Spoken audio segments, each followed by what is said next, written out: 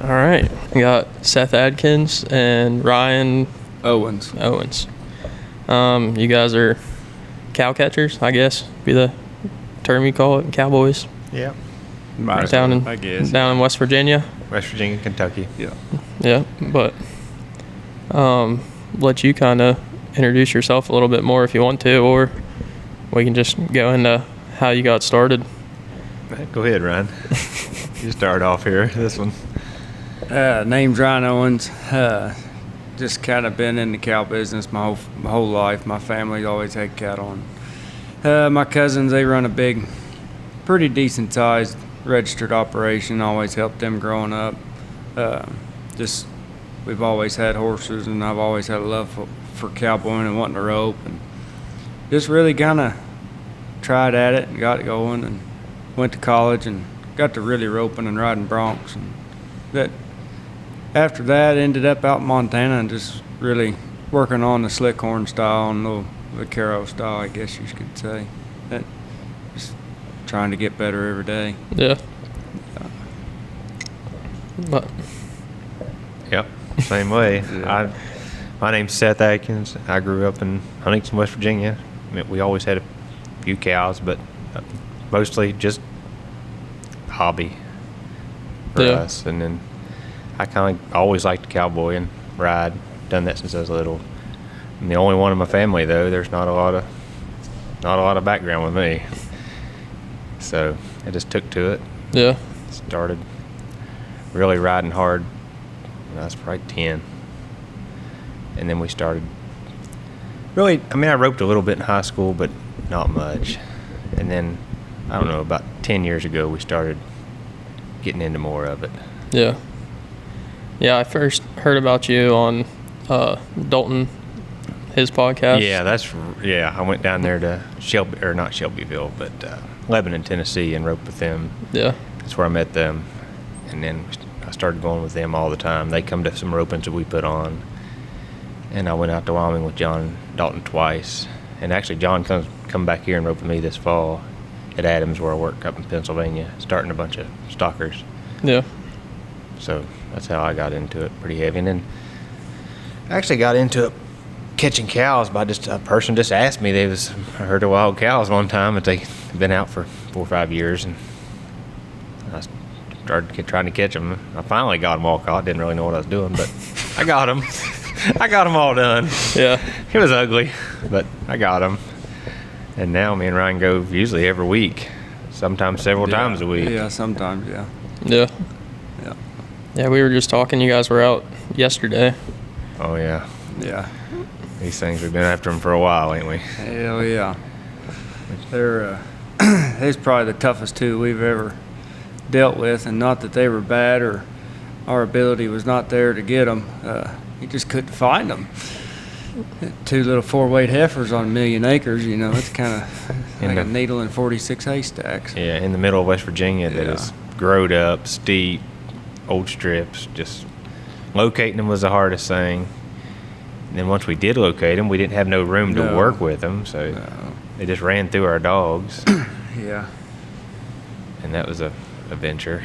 But most of the time, those cattle will find a pretty good, cool spot and just kind of chill out and loaf. And these never found one. They just walked. And walked and walked. Like, hey, I don't think they've stopped for the last 6 weeks. Yeah. Or more. Yeah. They've been out since April, so we never found a loafing spot, did we? Maybe 2 piles of manure.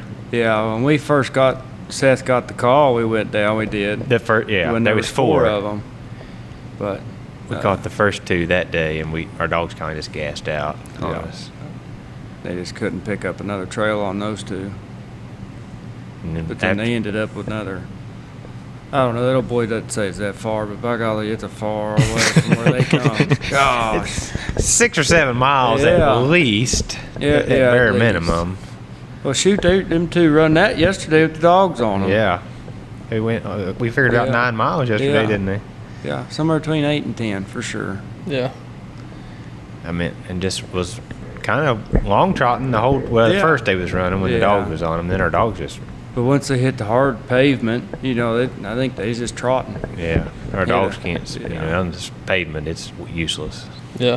Well, they went down the road. Then they got on the side, and I had my young dogs out then, Yeah. and they was on a trail, then they lost it, and then they crossed the river and ended up on the railroad tracks, and then we ended up in the middle of town, and then Probably over 5 miles on those railroad tracks. Every And these bit things of walk it. right down the middle of the railroad tracks too. you catch a powder print on a timber every once in a while.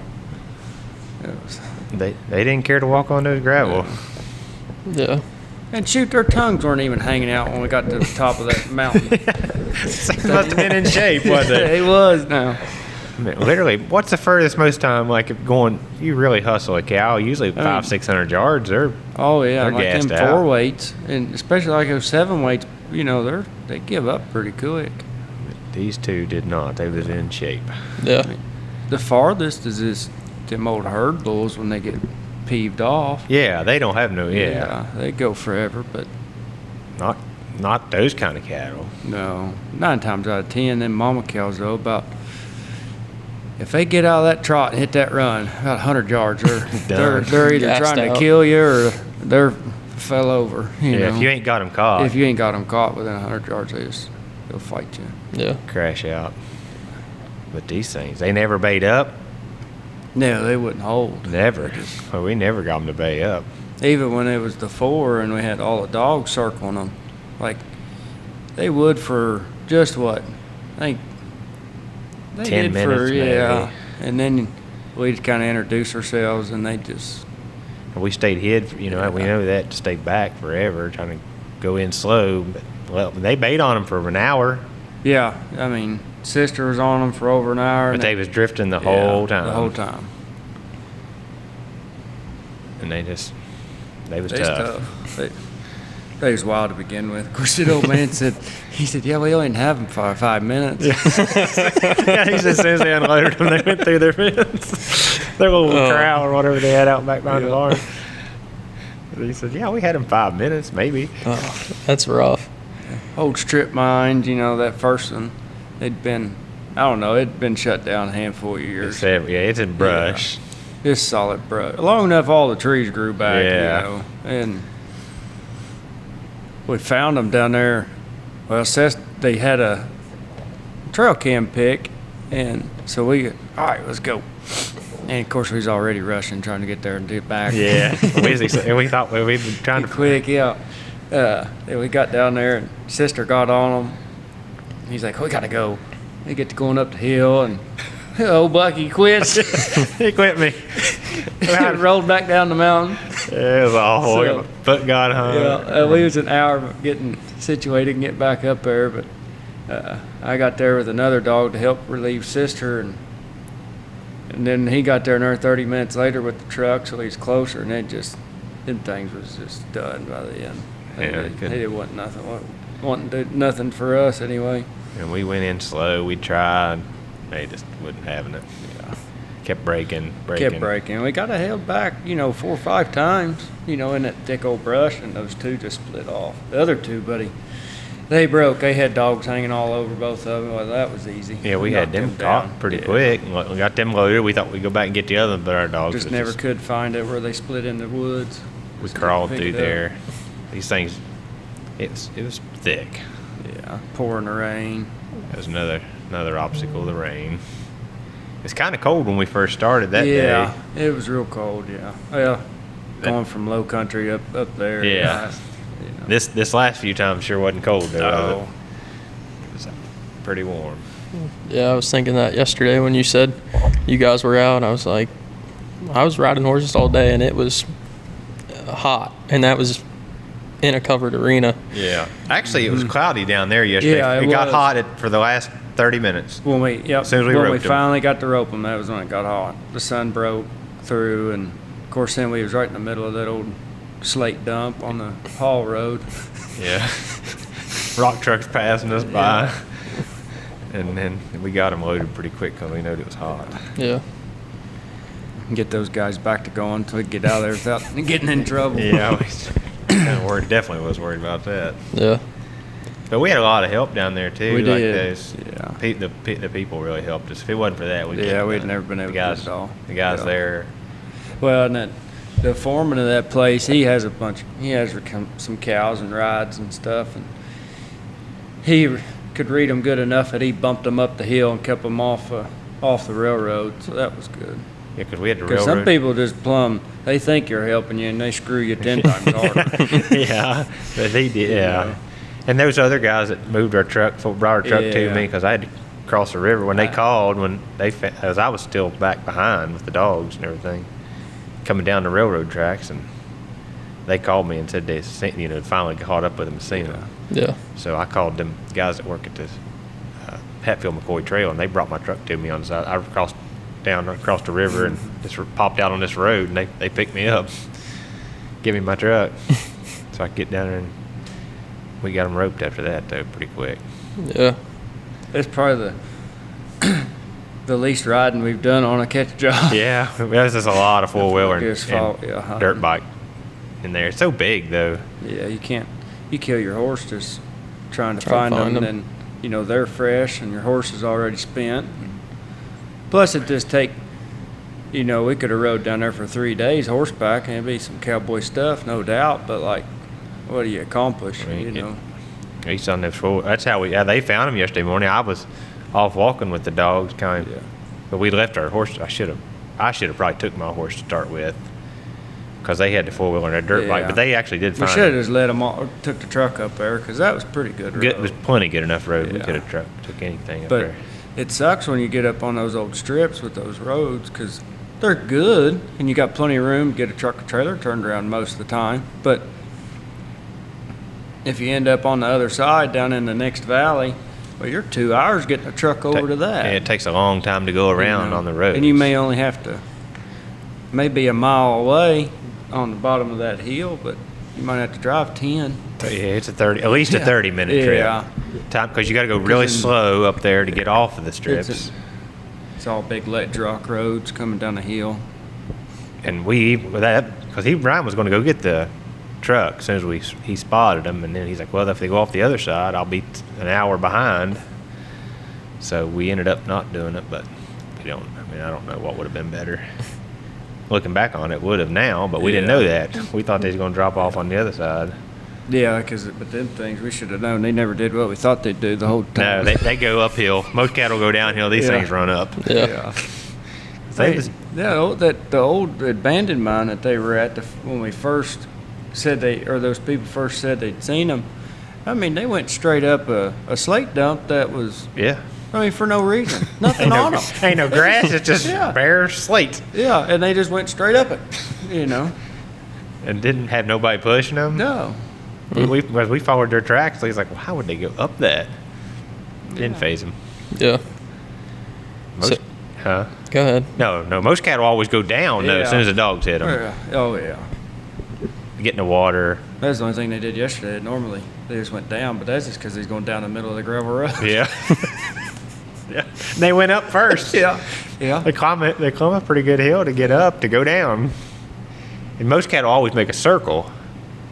These cattle don't circle. The only good thing was, they got 30 miles, 45 minutes closer to us each time. Yeah, they was moving. Yeah, they was moving closer to where we live. We kept saying if they keep drifting, they'll be over here pretty quick. We won't have instead of a 2-hour drive, we'll have an hour and a half. Yeah. But yeah. So is it pretty typical, like someone has cows get out, they give you a call, you guys have some sort of idea where they're at, and then most always. Especially in my country. Yeah. Because we're really open.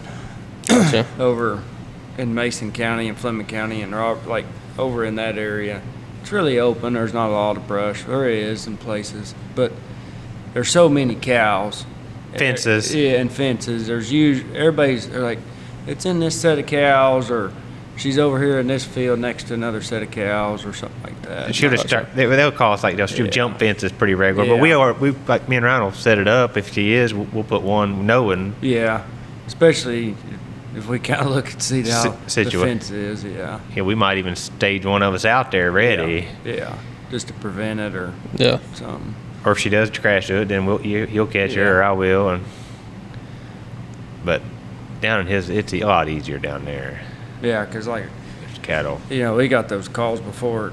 I got 4 or 5 yearlings got out. And, okay, we go out there, and it's usually wham bam, and we're out of there. Well, most always yearling Yeah. cattle bay up and drive out. We've never Yeah. really had a set like this that would not bay up. Yeah. Usually they get dog broke within a couple hours or an hour and drive Yeah. them anywhere you want, but not these. These Well, heifers never. a couple of weeks ago, there's a guy had some yearling Bramers got loose down in Martin, Kentucky, and Yeah, it's like here. just like here, and we found them. And, we bait on them forever, and we probably tried too long. We was just trying to be cool, try to load them in the middle of a road. And we just couldn't have the room to really kick them in the butt, but we drove them 2 miles down the blacktop. Yeah, it was no problem. Yeah, and they, Yeah. they was good in dog broke. Like Oh, they never yeah. fought the dog, never tried. And they get trotting down that hill just like cattle want to do, just trot, run off, kind of fall down a hill real fast. And those dogs, like of mine and Seth, they just, a couple of them would trot, want to be in front, and then It'd shut them right. As soon Yeah. as they just walk out in front, it'd slow them way up. by the time we got halfway down that hill, them neighbors' dogs, I didn't know there was that many people live in that little hole. And the neighbor's dog would run out and start barking, and those calves would be trotting, and by golly, they'd just Scotch up. stop, you Yeah, know. they'd scotch up on the road. Yeah, they'd stop and hold up. That was handy. Yeah. But them cattle had been handled a lot. you could Yeah. tell. I mean, I wasn't. And it helps. I mean, them wild ones that just maybe not so much legit wild, but blown up by some, people not really, it's putting too much pressure on one. But sometimes they hold up, but not like that. No. Yeah. Usually, yeah. The older cattle, if they got calves, they will hold up but- pretty good. But sometimes an old cow won't hold up at all. But they're a lot easier to catch. Oh yeah. Leave a lot more tracks. Yeah. Yeah. They're slower. You got way more scent, I think. And you can, way more scent, and you can kind of about predict them. That's another thing about down there, that it was so hard packed ground. There's not a lot of scent. The dogs really struggle if they get blacktop roads. Always mess with us. Yeah. The dogs cannot smell on it. Yeah. But now, dirt roads usually have not given. But down there, it made a difference, didn't it? They did not like it. There's something in that ground. Ryan swears it's the coal dust. Yeah. He said it messes with their smell. Blocks their nose up. Yeah. What's wrong with sister's nose? Yeah. I don't know what's wrong. Yeah. But yeah. But, so if you can't see them, are you just trying to cut tracks somewhere and then Yeah. put the dogs Yeah. on them? Yeah. If you cut a fresh track, you're good. Yeah. That's kind of what we go off of. And a lot of times they'll find them sometimes, especially if the wind's blowing right. If you see them, if you're riding, looking, and you see them stand up on their they catch Yeah. wind, they'll go to them, right? And then there's times you ride right by them if the wind's blowing the wrong way, and they won't smell them at all. Like Yeah. they'll be hid right there in the brush, and you're like, the dogs can't smell them. But as soon as they go downwind of them, they're good. Yeah. And once they get on them, like our dogs won't bark till they see them, but if they're barking, Yeah, they usually don't sound off Nope. right till they get to them. yeah, when they're looking at us, when Yeah. they'll bark. If when you hear the dogs barking, you've You got know cattle. they're on them. Yeah. But Yeah. we've been really fortunate with the dogs we've got that they just do, like, I don't know how many times deer's jumped over top of our dogs. And They they're don't like, run trash. Yeah. Never. Yeah. I've never seen them run trash. I've always worried about a bear, but I've never Yeah. seen them really even take off after a bear. Yeah. I No, don't know what mine would do if he saw that. Have no. them over there. They know. Like, Yeah. it's weird. Yeah. You'd think they would run. You used to, if you'd hunt all day long and wouldn't find no cattle, sister would if a deer popped out, she'd take off after it, but she'd go 200 yards, come right back. But now she don't even look at them. None of them do. Ryan Yeah, don't. Yeah, that pup of mine, she kind of, there when she was, I don't know, about 8 months old, my good dog was down, and I kind of had to put her in the fire, and I had one fawn jump up out of the brush right in front of her. Of course, she just saw movement, Yeah. and I hit her one time with that collar, and she ain't hit nothing yet. I mean, ever since. No. Yeah. We're fortunate on that. Yeah. Yeah. I guess. Now, the older dogs of mine, that buddy of mine in Florida, that's where they came from, and Okay. And he's been working on these bloodlines for years, and he's got done bred all that out of them. Yeah. You know, because they got all them hogs and stuff down in that country. He's like, I got too many cows to deal with. I don't need to jack with a dog running trash. You know? Yeah. Yeah, I was gonna ask if you did much to train them, or just kind of turn them out with a good dog when they're young and they just kind of take to it, or. Right, that guy. I kind of. That's what he was showing me down there, and like I'll take mine, especially when I got like weaned cattle and stuff, and I try to get all my weaners just dog broke, let my dogs hold them up and circle them. Plus, it keeps my dogs in shape, and then these pups, you can take them with them and see if they've got any try in them or not. But Yeah. I tried to. And not all of them make it. I mean, there's no. I've had a bunch of dogs now, and there's not. If they don't, you can't keep them. Yeah. You got to give them away or something, because they don't all make the cut. Very few, really. Yeah. I don't even know what the percentage would be out of a I don't litter. know. I mean, and like that buddy of mine in Florida, Mr. Mike. I mean, he'll get one and he'll call me and he'll say, "Hey, this and I think will work for you."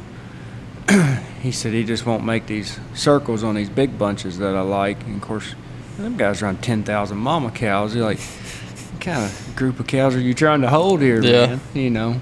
He's like, yeah, that one he sent me, he said, he does do it. He just, on them bunches of 300 or 400, he said, I just don't like how he circles. He just ain't got the power for it. I was like, well, if we got 300 or 400 in a group, they're touching fence to fence, ain't they?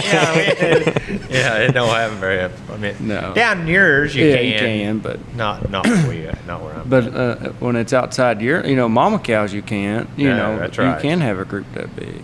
It'd be huge, wouldn't it? What's they got down in Bath County? We got 150, almost 200 cows. Yeah, and he's got them in one band, and that's the biggest group that we mess with. Yeah, 'cause we day work too. So Yeah. Okay. People around. Anytime people need help, we'll go work. Yeah. Is there a fair bit of that? It sounds like there's a lot of cattle, at least in your area. Oh yeah, down there. That's where we do it. Yeah. Gotcha. We've about the past 4 or 5 years. It's really the last 3 years on the catching deal since me and him really been going together. It's gotten.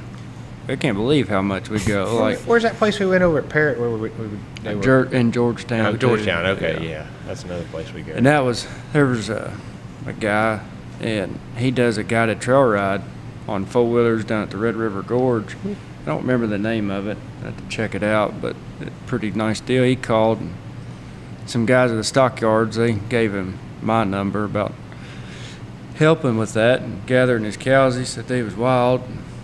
They're not that bad. They've gotten pretty good. Yeah, I thought they'd done really good. Now, I mean, considering it's pretty big, it's not the biggest place you'd go to, but especially in our country, you can have, 700 acres and run 200 pair. It don't take much ground here.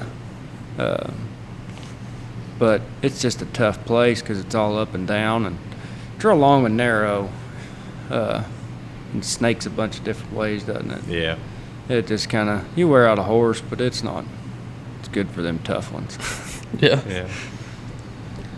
That's something else too I've wondered about and this is more me watching. I don't know if you guys have seen any of the guys out west catching mavericks and stuff like in Arizona or whatever. Mm-hmm. And that's some like rugged stuff. And in the back of my mind, I'm like, I wouldn't want to take a high dollar horse in there, but at the same time, you need something that's tough enough to do it and also isn't going to get you killed. You know what I mean? Yeah. Like, you can't take that old coyote out of the back pen. You got to take old reliable. But yeah, I wouldn't take my show horse or something. Yeah. Man, these horses take a beating, don't they? Yeah, I don't ride anything with papers. It's just I give you a paper cut. And they're rough. Like the ground is really similar over here to like what it is in Arizona. It just don't have the brush. Then you don't have all the water. Yeah. We got water and you everywhere. got 9 million different kinds of stickers that are going to stab you and ticks in this country. Yeah. Ryan's like, I've never seen so many ticks in my life. Yeah, they're bad. Oh gosh, it's awful. I mean, it's not near as bad as Oklahoma. I was down there. I went down there. I was like, going to tell my uncle. I was going down there to help him for a while, and I was like, man, you got to get something, get these warts off these cattle. I got closer and there's ticks. Oh.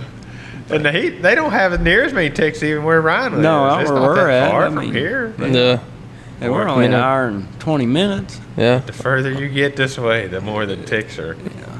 Maybe if it's less brushy, it's I don't know. part of it. That's what I know. thought too. I thought the 'Cause- same thing. It gets more grassy. It ain't Yeah. seem like it ain't as bad. Yeah, I know the worst place around us. There's a game lands that we drive deer on in the fall, and it's a bunch of invasive stuff. And whenever you go through all those barberry and that stuff, like that stuff just holds ticks. Oh, It does. They're crawling all over you after you're done pushing that off. It's bad. It's kind of gross, It but is, yeah. it holds deer because no one wants to walk through it, so we do it. But Yeah. No, we keep the spray, don't we? Like, Yeah. we always spraying for those ticks. When I first met him, we'd talked on the phone a couple times, and I was thinking about trying to get some ranch roping put on and do some different things. And we were kind of a buddy of ours that we both know. He kind of introduced us or whatever gave each other our phone numbers. And there's a job. Seth's like, "Hey, I need some help. You want to come?" Shoot, yeah, let's go. And he's over here in Louisa, and they'd cleaned it off probably a handful of years, and nobody touched it since. And I pull in, and we're sitting there talking, and he takes off on the four-wheeler to go get an eye on him, and gets back, starts spraying, spray on him. I'm like, well, hell, I didn't even know they made that. That's a good idea. That was so ticky down there. That place was, it's awful. yeah, Straight up and down, and trying to find and them cows, it don't matter, they just go right down through there. And them horses can too, especially the horses we ride. They're sure-footed, Yeah, Well, it's on their backs what makes it Yeah, trying to you fit can't through physically do it with them on, there. You can't fit. yeah, laying flat against their neck, trying to squeeze. Yeah, I mean, we can squeeze Yeah. through some stuff, but some of that is rough to squeeze through. Like, I put my hands over my face all the time, lower my head, and try to barrel through it if I know I can there's an opening, but there was just not an Yeah. opening there, was there? No, there's not. And I jacked around for 45 minutes. Seth was like, hey, go cut that dog loose. We're going to need him. We tied Dickie up to a tree because he's like, if we take him now, he might just go ahead and blow it up, bite the hell out of him. I was like, yeah. We needed emo after. He said, go cut him loose. I'm like, well, is someone going to bite me? He's big, And so they go, and then Dickie just takes off. I'm like, well, I guess he's going the right way. Surely he can figure it. Yeah. And I get down through there, and I'm like, it looks like they went this way, but there's no friggin' way. And I found a trail, but it wasn't no better. And we went where he said there's no way. He's like, did y'all? I was like, yeah, it was bad. We had to get off and walk a little bit. We couldn't fit through some of that stuff. But I found one over there, and we went that's up the one that we way. started using. Yeah, because it was a little bit longer, but you could get there pretty easy. You could stay on your Yeah. horse the whole way. Yeah. Because the cattle just circle around. You'd have to get off and walk back in there and push Yeah. them out, get them moving a little bit, and then if they go back in another place, it's Yeah. just a lot of crawling back in there, really, wasn't it? Well, and then, the undergrowth was so thick, and there was a lot of grass in there, too, in places. And that was kind of open, but it was so thick, and it was so straight up and down, you didn't know what your horse was going to step on or not, think he was going to step on. So you kind of had to just get off and do it. How many was there down there altogether now? Was it 10 or 8 or 10? Or 8, I think, wasn't it? I don't remember. It was like we loaded 3 pair and 2 bulls. Okay. Wasn't That's that 8. Okay, I couldn't remember. I didn't remember how many was down there now. Yeah. Because we caught the 2 pair that day that I went. And then you and John and Brian Got that bull. got the cow and calf. That other cow and calf we had to cut loose because Yeah. we didn't think we'd get her let out. What happened to that bull? Did me and you catch him too? That one mare, that one that Brian. Yeah, you Oh no, me and you and we all. I know there was more than that. Had and been. Brian. We caught 2 big bulls. Remember? Yeah, they had the big black bull and the big red bull. I think it was just 8 on that. And how many pair did we drive out that day? We drove 2 pair out, and then you and John and There was Brian another. caught Okay, that yeah, pair. that's right. I remember. Yeah. We turned her loose, didn't we? She Yeah, was we about- did the first day. Yeah, we 'cause couldn't get by that barn. she sawed up and trying to lead out past that old Junkie. swamp. Yeah, we just like, well, we'll just catch her another day. So we did. That's what it was. Because old Blue, he couldn't. I knew not to chicken out, but I just don't want to cripple him on that old barn. No, When you turn him away from something and you got a couple dallies, something's going to give, and he wins most of the time. You just don't turn him away. Yeah. Yeah, there was no barn in it was a terrible spot. Yeah, because when you turn his face away from that critter and he knows you're tied on, buddy, he's taking them. Yeah, I remember that now. And we've done, a bunch since then. I don't even know how many. Oh. I Lost lose track count. of them. Yeah, I don't even know I where can't. we've been now. We go so far, too. Like, we go 2 or 3 hours away all the time. Yeah. We'll go anywhere. It's we money, make, right? Yeah, we got to make enough money. We'll go anywhere. But Yeah, not to sound greedy on it, but, No. it's got to be worth our time. Yeah. Well, I mean, you think about, one, just having the skill set to do it, and then two, you guys got to take care of your horses. You got wear and tear on your trucks and trailers. You got your dogs you're taking care of. Like, you guys got a lot. that's where all our wrapped expenses, up we into talk it. about all the time is trucks and trailers. The biggest, is the truck and the trailer. We got, and you can't have, like, I tried it. I got that 20-year-old truck. It's still in the shop. Been there since April. Yeah, you got to have something kind of reliable. You don't have to be perfect, but it's got to be something that you can jump in and go 2 or 3 hours at the drop of a hat. Yeah. That's it. That's the best way to describe it. Yeah. Like last summer, we went. He couldn't go one day. You all were doing, or no, when Justin and Dakota called me, and then we went up there. We had those 8. There was like 11 head of. Yeah, I had something. I remember You had something that day before. There was like 11 head of daggone. At first, I thought they just old Angus heifers got out, and they just kind of blowed up and been out for a minute. Bean fields. I mean, we was right outside Cincinnati, not too far. And we get up there, dogs hit them. Just my dogs, and like them old beans, they'd been getting rain up there last year. Beans was up to my knee on my big horse, and he's 16-1, so they're pretty big. Yeah. Dogs, you'd see one pop up there once in a while. They couldn't. We got 4 of them caught that day, and there was 8 left. Or no, 3 caught, and I don't know how many we did get. we got 9. 9. Yeah, the next day it was just me and Seth, them 2 boys. Dakota had to go work, and I think Justin, he just wanted an excuse to go back to sale barn. Yeah. He said, I can make more money at the sale barn than ride around all day. I said, yeah, go at it, Bubby. Yeah, Me and him, we went over there. I thought we thought we was smoking. We pinned them things in like an hour and a half. And the old lady said, she told me to put them in this pasture. And then after we put them in there, she's jacking around. Wanted to move them up closer to the barn. We was like, well, whatever you want to do while we're here, we're going to do it. So she's like, oh, we need to go over here because there might be a gate they can get in. What do you mean there might be a gate? yeah, I didn't understand. Ryan's like, well, that's where you told me to put them. Yeah. It's all new fence. Yeah. All new woven wire fence. Good. Yeah, they should have spent the extra $200 to put a gate in the hole. They didn't put the gate in the hole, though. And we couldn't see it. We checked all the gates out on the road. Yeah, so by this time it's hot, because it's the middle of July. And she's like, I said, well, get us back to the truck, Yeah, they all got back out, every one of them. I thought they just regular old Angus, but no, not by the end of the day, buddy, because they was Bramer. She's like, what do you mean they're Bramer? I said, they got Bramer in them. I said, well, hell, I'd have killed an English cow. We got them all that evening finally, but it was late. Yeah, I told Seth we got them all back in close to where they needed to be, but it was on her property and her problem. I said, let's get out of here. Yeah, they wasn't in the pasture with all the gate. We got them all in the fence, but they wasn't in that one with no gate. We hung the gate on the one back before we. Yeah. Yeah, she didn't tell him that. I said, it was some important information that'd been nice to know. Yep. I guess she thought we was going to get him or something. I don't know. Maybe she thought she was going to hang a gate before we got him pinned or something. But. Yeah. I was riding back over there. I told Seth, I said, we need to charge this hussy double. You had to get him twice. Yeah, but she's like, well, what do I owe you? I said, just normal. Let's get out of here. But we started that just because I was saying that because on the way home, then that daggone 20-year-old truck quit on me. That's right. Yeah, I had to pull you the rest of the way home. Yeah. That was awful. I forgot about that. Yeah, it broke down right on the way home, didn't it? Not going into Maysville. Yep. Yeah.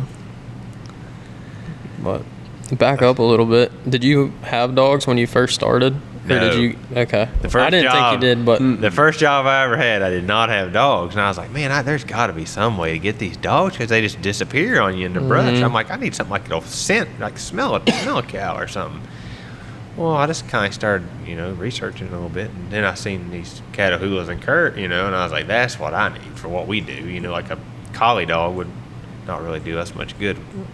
And I've gone through quite a few of those. Yeah, they're just like not knocking them. They cut their place. Oh, they're great. Yeah. But I've had some, and I always tried to get one or two, that was too much for somebody, just too much bite or something like that. I'm like, all right, that's the one I need. And even my personal cows, they fight a dog so much. I don't know why, but they just took it out of them. yeah. I mean, I've gone through a couple collie dogs and that goes back, I've had some that were okay, but just not even want to look at one, Yeah, they not all. Yeah. But you got, like where we at, you got to have something that'll smell them and Yeah. track them if you want to stay in the game. Yeah. If you want to, yeah. I mean, because they just disappear on you so quick sometimes. Oh, and you're yeah, like, well, where'd it go? Yeah. they You can- can't track them. Yeah, you can lose them twice as fast as you can find them. Yep.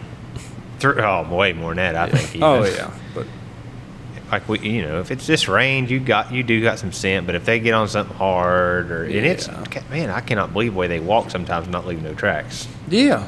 Like, I mean, well, and yesterday, for instance, it looks like they had just put new rock all down the side of that railroad.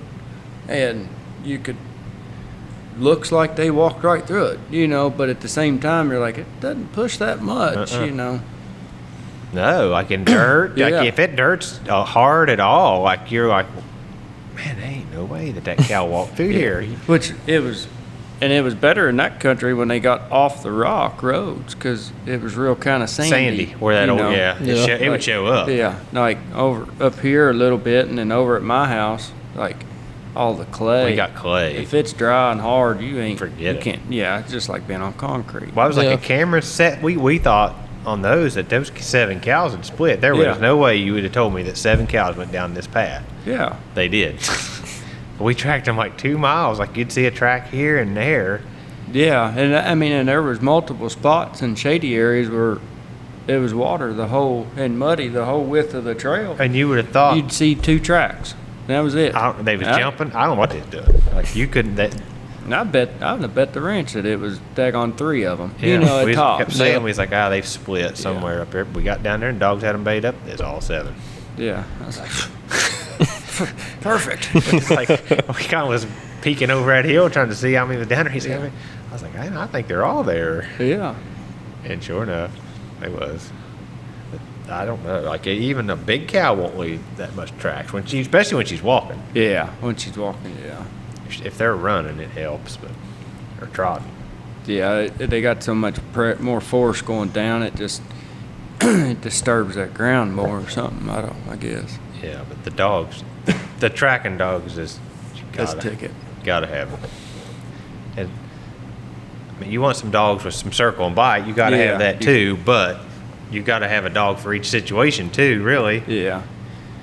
If you got some cattle that ain't too bad, if you put too much bite on them, You blow 'em up. You screw yourself. You Yep. blow them up. Then if you got a runoff, you need the bite, but it needs to be the best. Like if the dogs just know to quit as soon as they come back to the herd, sometimes they do. Most of the time they do. But if they get a little aggressive, you got to get them called off pretty quick, especially if they're fresh. Yeah. Like they're really wanting to work. You're like, get Yeah, back. if them get back. dogs are fresh, like my yellow and red dog, if they're fresh, they'll kind of they get too bitey when they don't need to be. And you kind of got Dickie's same way. If he's super fresh, especially if you're there with him. Yeah, they're just like us. I mean, we get those. They want to get get. a few weeks where we hadn't got a call. We're like, I'm gonna go choke something. Yeah, You know? we want to get back to work here. Yeah. But yeah, especially if my dog is bad if you're there, because he wants to like cause some work or something. I don't know what it is. Like if you're, That's if what he just like, goes, Dad's here. Let's get it. yeah. If he just goes and bays up, he'll circle, stay bayed, stay right with him, and not get too bitey. But man, if you walk up there, it gets real bitey. Yeah, I mean, Well, down there at Martin, I mean, him and Tiger, he hadn't been with us very long. No. And, they were all down there just making their laps and just holding everything up really good. We were a couple 100 yards away for, golly, it was probably an hour. Yeah. By the time that guy got down on his four-wheeler and got our truck and brought it back to us, I got around and got set. And it was the same way. You had to go off in another valley, see, so it takes some time. We had to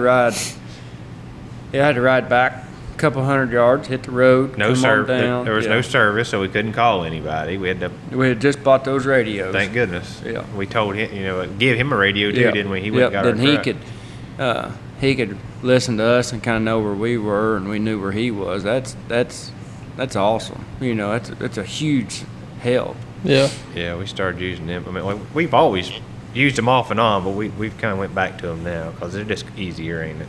Yes, way easier. Than trying to call every clip it in your shirt pocket or keep it around my neck. Yeah, around your neck, and it just you can hear and you can reach in there and hit it real quick and still hold your dial. You're not trying to dial a phone number because Siri will not work right all the time.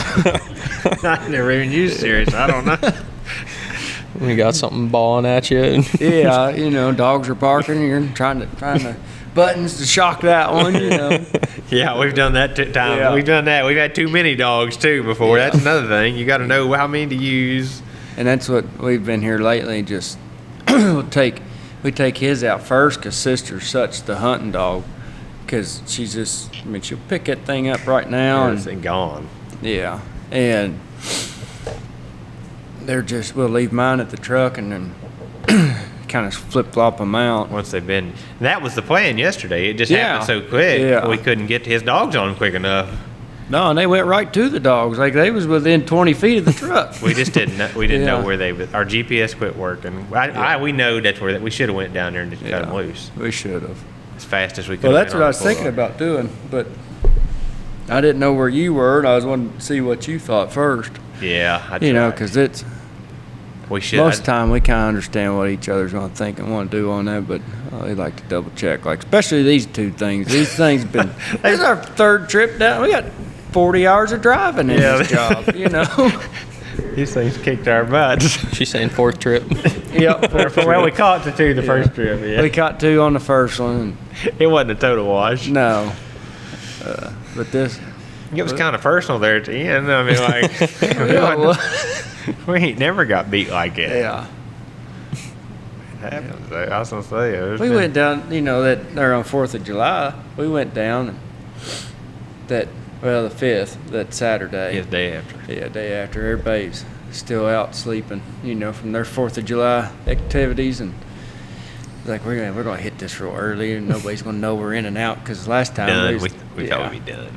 Yeah, and we had tracks everywhere. Stepped out of the truck. I parked my truck and stepped out and was taking a leak, and I was like, pretty fresh. Like 40 tracks right here. Pretty fresh too. Yeah, it looked fresh. Nothing. There's a guy come down there and he's like, "Hey, y'all looking for 2 black cows?" I'm like, yeah. And we were on the backside of this big lake. We were like 3 miles back in there in that strip. And he said that, and we're like, well, let's go. And we take off, and I'm here.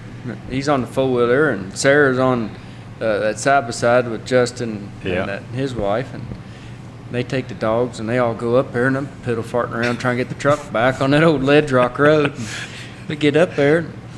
It wasn't. We weren't an hour behind them where they I don't think it was 30 minutes, really. Yeah. And they're like, well, let's take the dogs, let's go. And they went right down the trail, right on top of my trailer tracks, and, never could find them. Never hit on them, nothing. We don't know what happened. Don't either. Don't know where they went. I thought that old man was just crazy. Then we thought he was drunk or something. We was like, but he didn't act like he... No, he come back a little bit later, and he's like, did y'all get him? I'm like, no, and he had his grandkids and his daughter with him and her husband, I guess. And they was all just out taking the kids for a joyride. Yeah, he's like, I'm telling you, I seen him. He's like, we legit, we believe him now. At first, we was like, nah. Yeah. But he was, I don't know. This just that ground when it was that they tough. just walked on those area. rocks and they left no scent. Yeah. Or none of the dogs wanted to smell, did they? No. They got excited one time. Yep. Up there by that Yesterday. building. Oh, yesterday, yeah. Well, they did one time that day. Yeah, up there, yeah, that was it. Yeah. And then we went back the next week, me and him and Cam, and we went down there and thought, man, it's rained for 2 days. We're Cut some going to fresh get grass. on. That'd be good. Yeah, that's why the night before it poured, we Yeah. done it on purpose. Yeah. Never seen a track. Yeah, my wife, she was real happy with me. You know, me leaving at 1 o'clock every morning for like a week. And we get down there and it wasn't a thing. We drove a quarter tank of fuel out of the pickup, drove Whole a tank, tank of a whole gas. tank out of gas out of the four wheeler. None of us seen no tracks. Not one. I took a mile hike up a draw because it just has cow loafing area all over it. They never went to where they should have went. No. They'd stay in the woods and But I could see where they'd went down there because you couldn't. The canopy was so thick, you know, going up that road to the top. Like, man, they'd hide right there all day, and we'd never know it. No, there wasn't the first track, wasn't the first pile of manure. They never did stay where cows would normally stay. And then they never stayed in a place long. No, gave us good grass and good places for them. They'd walk right by that, go stand and go graze in the woods or something. I don't get it. By golly, they looked like it though. They lost 400 pounds. Yeah, they've been out for, they've been out for 4 months. They were 8 weights. But they wasn't. They had not gained a bit. They hadn't gained a pound. They looked worse yesterday when I first seen them than they did When 4 we caught months them. ago. Yeah. or 4 weeks ago. I mean, yeah, they didn't. You could just tell they just walked the whole time. Yeah. But I don't really yet. I mean, we've done. What's another good one, Ryan? We've done. You said something made me think about that video you showed me earlier. You guys bringing that cow across the lake. Oh yeah, that's me and Brian there. Me and Brian and Derek Constant. Yeah, that was a good one. I wish. Yeah, that was definitely that was wild. Yeah, it was in a state park. I rode that thing over on this. The dogs took it down off from this guy where it was at, you know, and it went down just like they always do. Went straight to it, you know, and Brian and them kind of got a little behind. Well, they went to the left side of this draw, where the creek fed the lake, one of the little fingers. Well, they ended up over on the marina side, and I was with the cow side because I had the GPS, you know, the dogs. Well, we had radios, and I hollered at them, and I said, "Hey, I've got a rope net tied down over here." I said, "But I don't know if we can get it out." And he's like, "Give us a minute. We're working on something." Because they could hear the dog, you know, and here in a minute I hear Brian comes motoring on this boat, standing on the front of this boat. He's like, "Got us a ride." So we get this drugged into the water. But I don't know who this young kid is driving this boat, you know. He works at this marina over there. And I was like, well, we get this thing untied, throw this thing in reverse pretty quick because it's going to want to get up in this boat with me. We do. We're like out in the anchor, up to our knees over in the water, you know. We untie this thing real quick and jump up. And here it comes charging me into this boat. And then it gets out where it can't swim. And I had a halter on it. I put a halter and I grabbed it by the head and kept it above water. And it never fought. Nothing. I thought, well, this might be dead. I didn't know. It might die. I didn't know. I never swam a cow across the lake. But I kept its head above the water the whole time. So we get over there, and Brian jumps out of this boat, like, up to his chest and waves over and gets his horse, you know. I left a rope on it, you know, a regular rope. So Derek puts that regular rope on it, throws it off over into the bank to Brian, and soon as that thing's feet hit the ground where it could touch it, come back alive. There wasn't nothing wrong with that cow. It was like an 8-weight ever. We got it though right after that. But we all had to take some. We were pretty wet. It was pouring down the rain, and we was in that water up to our butt. Dumped my boots out. Must have weighed 50 pounds apiece. I don't know. What's some of the others, Ryan? I mean, we've done so many, like. Done those ones in Louisville. That was the one you could have, but y'all had them bulls you caught. Yeah, we were catching some other places. When that truck wrecked in Louisville, when I went down there, that was a good one. roped right in the middle of town, golf course. Like right in the middle of town. I don't know, there's all kinds, there's everywhere. Yeah, we've gone a bunch, you know. Oh, that horse. Yeah. Yeah. We caught that Mustang. That was a hard one. Yeah, that was tough. Down there in Louisville, they called. They said, "We got a Mustang." I was thinking, it's just out, whatever. No, I think this sucker just fell off the pot or something. Yeah, I had the collar on. Yeah, I wonder how it did end up there. We don't know. They were. I guess I hadn't heard, but I think they were still investigating that because there was 3 she was part of 3 that got adopted out of the Tennessee deal, and they came from somewhere over there in Nevada.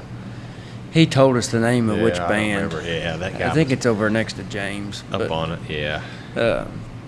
They couldn't figure out where she actually come from, and they called us, and he had a really good idea. He had a nice little trap set up, just wasn't big enough. Yeah. And I was like, we'll try this, and they said she wasn't really that spooky. Yeah, we kind of went out there together, and I thought, because that horse I was riding, I can really get one hooked up pretty good on him. I started a lot of colts and done quite a few. We've caught a few horses like that off of them. By golly, she saw us and she was gone. We crossed that 1,000 acres twice. Yeah. Staged out. Staged itself out. Yeah. And then, but we gutted our horses before we really ever started doing that. We didn't know that ground. Like, we didn't know any of this place. We just kind of go into it blind on every place. By the time you leave, you know. Yeah. Every job, when you leave, you're like, oh, man, should have went over there. That comes out right here. So much easier. And, sometimes it just works out good anyway. She ended up crossing a road, going through like a little subdivision, and got herself trapped in some fence. In a pasture field, yeah. That actually didn't. It had. The gates was all open, but when she went in, the guy was smart enough that when horse come around, he went out there and shut the gate, and it was probably 40 acres, wasn't it? Yeah, probably. Had good fence, and then we ended up getting her, put up a bunch of panels, and drove her into his barn. Yeah. And actually, that was a pretty cool deal because I know the guy, but I'd caught some cows in Louisville before and had stayed at his place the night before. I kept telling Ryan, I was like, man, I think all this place looks familiar to me. Yeah. I go down the driveway and it's that same guy's place. Yeah. That was awesome. He's like, I told him they should have called that guy from West Virginia. Yeah, you never know where we'll pop up. Yeah. I said, well, maybe I'll be back again. He was a good old guy. Yeah. We just talked about him yesterday. Yeah. But so you guys are using like poly ropes and slick horn and all that. Yeah. So at least in my head, I feel like that's not real common around the East Coast, at least anyway. Everything. I mean, if anyone ropes, it's like team roping, maybe a couple calf ropers, but yeah. So how'd you guys wind up going that route versus? Well, I just kind of always liked it. I don't know. I mean, I have roped with rubber years and years ago, but now I wouldn't even know. I wouldn't even know how it feels probably now. When I first started roping, that's what my cousin, he put rubber on there. He's like, that way you don't have to take as many dollies. Yeah, that's the same with me. And so I had this horse and ended up I had a lot of trouble with him. Of course, I was like 6th grade. And I didn't really know what was going on at all. And he was tough. Like, I wish I had him now because he'd be a different ball game. But we took him to this guy, and he had worked with Peter Campbell a lot, and helped him when Peter Campbell had his sale in Athens. He was one of the guys that always helped him. Went to all his clinics, and Peter helped him a lot. So that's how I learned through him, and that's who got me started on the slick horn and the, more, I guess, buckaroo style, vaquero style roping and riding and all that. And kind of got away from it and was just, when I went to college and was riding saddle broncs and team roping, and I'd always had a weight saddle on, just used it for every day. But after that, I got hooked up with Jacob that was with us yesterday. Yeah. And his dad, Mark Schwarm, he lived with Ray Hunt for a while and learned from him. And, when we were in college, we met each other there at school, and I'd just come back from an internship in Montana.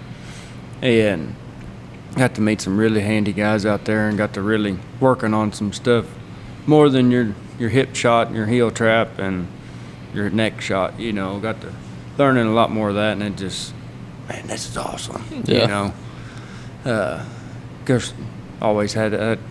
You know, every kid should grow up watching Joe Walter, you know, or open video. So that's what, you know, that kind of started that too.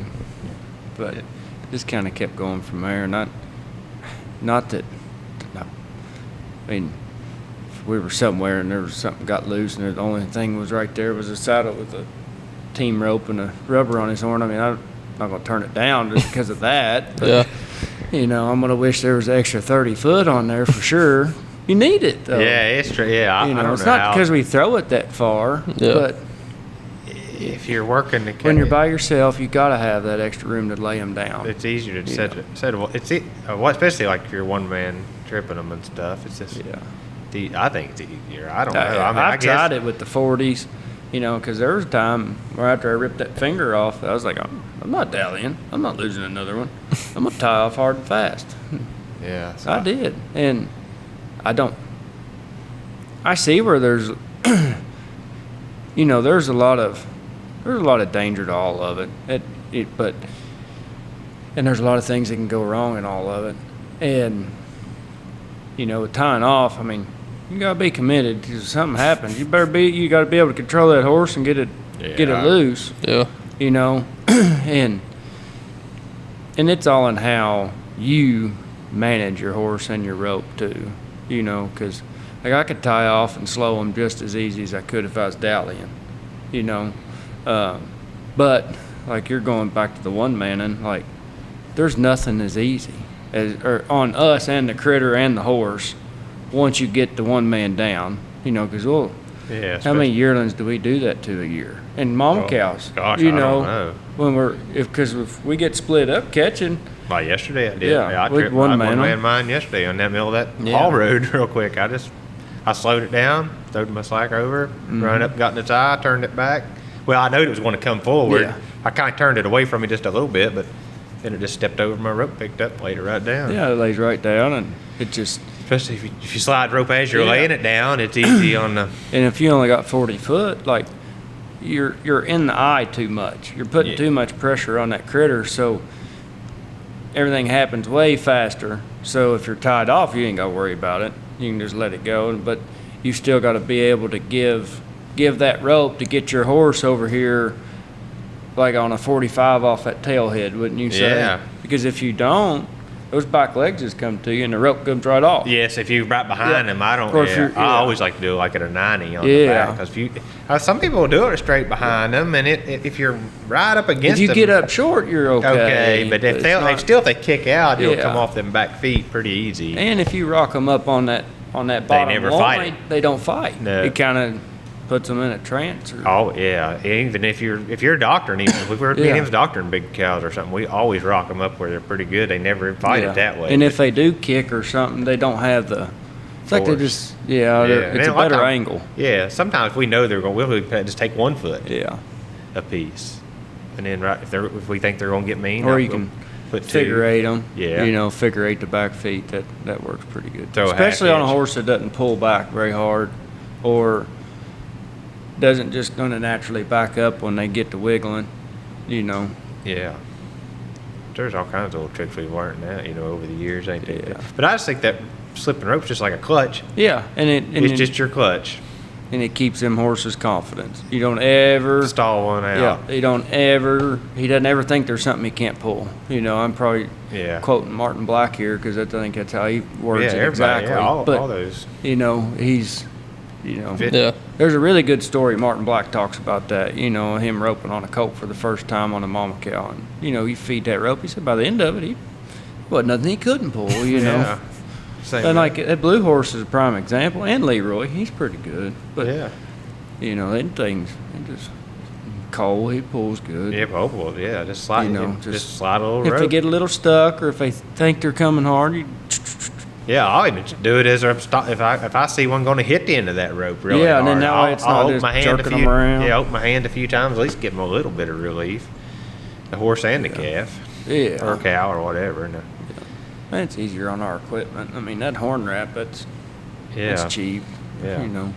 And the more you use it, the slicker. I mean, it gets slick, like super slick. It's hard. Like Dallion's hard. It is. You gotta. It's a skill.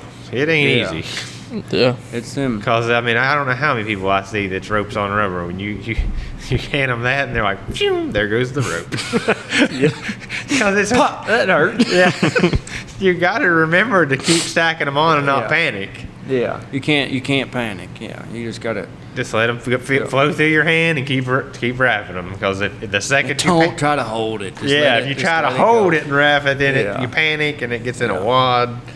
Yeah. And it's hard. It's a hard skill set to learn, I think. It is. Probably one of the hardest. The rope management, then the horsemanship's another aspect. It's just it's a trifecta that you've got. Catching's the easiest thing you ever do. Yep. By far. Yeah. Once you get a hold of it, anybody can catch them, but then they don't know how to handle them. Yeah. And there's still times it's like a race or a wreck about to happen. Yeah, it can. Stopped or. But most times, me and Ryan, if we know, like, we got room, we're like, hey, I'm good, you go. You just keep going, roll with it. If there's 2 or 3 or something, like, he'll get his tied down or I'll tie mine down. But then if we're not in a place we know, like, if it's a crappy place, we're going to have to stay and help. Yeah. Catch a foot or something. It's just easier. Unless when they come tight, they flip in that hole. Yeah, that's true, too, yeah.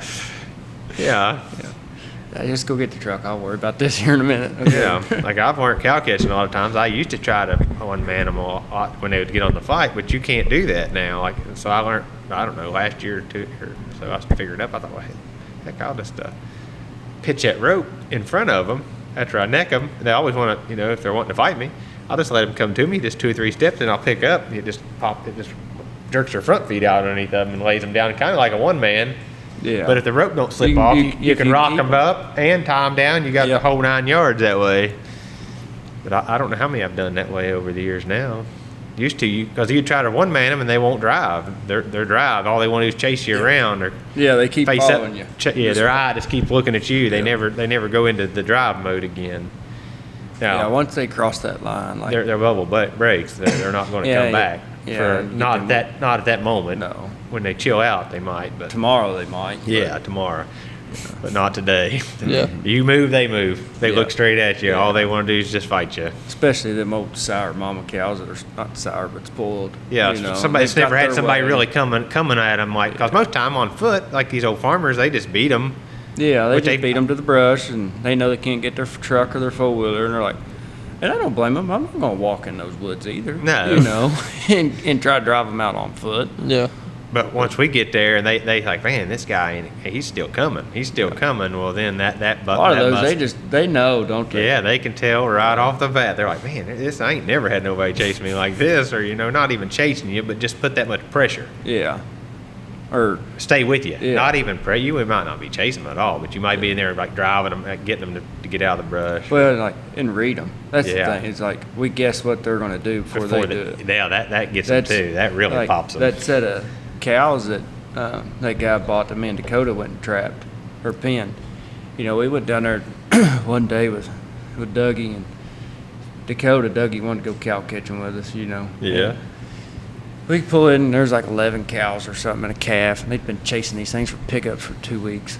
I don't know how they got out. They didn't get out of 4-strand barbed wire. They was touching the ground, and they just been born and raised there, I guess, and never been outside that perimeter. They don't want to go. It's wild how some of them do that. Oh, they won't. Old cows will never leave a place. You don't have to worry about that. If you run them through the fence, people's like, oh my God, they're going to get out. I'm like, they ain't going nowhere. Yeah, it's coming right back. They'll be right back. That's home to them. Yeah. And if they don't, they're like, oh, I don't want you to put my dogs on it. If he gets out, he'll come right back with that dog. Yeah, that dog. As soon as that dog gets him, he'll be right back into that pasture because he. There was this big rock bench and ledge, and they'd make this clockwise circle around this hill. We was there for 3 hours, and these things never stopped. And like I never, it wasn't. I mean, that was total, but they made They made 2 laps that way. Never would just drive down. And like I'd be in the spot as they were coming back, and they'd just go around you and brake on you and go past you. There's just too much room. I figured this out that second trip, and I said, Dakota, you and Dougie sit right here. I said, what are you doing? I said, I'll be back. Well, I went back up and around, and there was a real narrow spot where they had to go single file. Well, by golly, when they come around that hillside, that tree, and they saw me sitting right there, they all went to just shaking. They're like, oh, my gosh, you knew what I was going to do. And, it blew their mind. They went the other way. Well, I just turned around, went on the other side where they come up. I did it again. But I was like, let's just leave them. They're hot. We never walked. My horse wasn't even sweating. And we left, and me and Dakota went and set a trap up to catch another set of cows for my father-in-law. I said, hey, we're like 2 miles away. Let's go try it. He's like, this ain't going to work. I said, I know it probably ain't going to work. But let's try it. It's just the two of us. Because he's really good. His demeanor, he stays soft. He doesn't get things stirred up. And because some people just get nervous. Oh, them cattle see and it too. There's times I'm nervous. Like, you got that 1,700 pound bullet's done chased us for 2 miles. I don't want to rope him. Oh, I think I don't like him either. But, we went out there. By golly, they took off as soon as they heard my trailer hit the rumble strips. You saw them running up the hill. And we pulled right up there. They was back there in their corner, in that spot. And we come that way, and they was like, ran right down there, run right in the barn. No, that's another thing. A lot of times, like, we'll go to a place, and they'll be like, we can't pin them.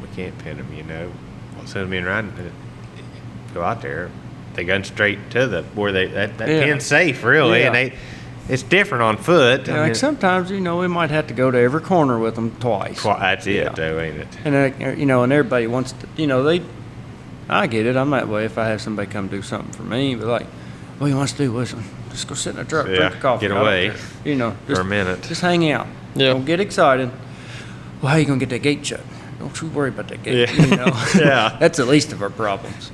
We'll figure that out when we get there. Yeah. The biggest problem I see with 90% of the people, when they're going to the gate or going through whatever, they want to run up there to them. Yep. And then the cattle just blow up. That's when they get nervous. They think, well, what do we do wrong? Yep. Yeah. And then they'll turn that and they run right. That's when you need to just sit back, chill out, put your chew in. Yeah.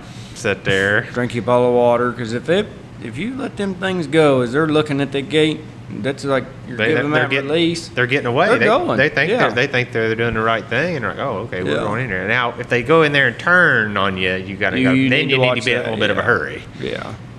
But don't get too crazy with it. Yeah. Well, that's what those cows did too. Because they went in there and they circled in that barn, but when they came back, I was already easing panels around. Just like when me down at Dave's the other day, them cattle turned, come back. Me and Nine's like, let them come off. Well, we already got beat.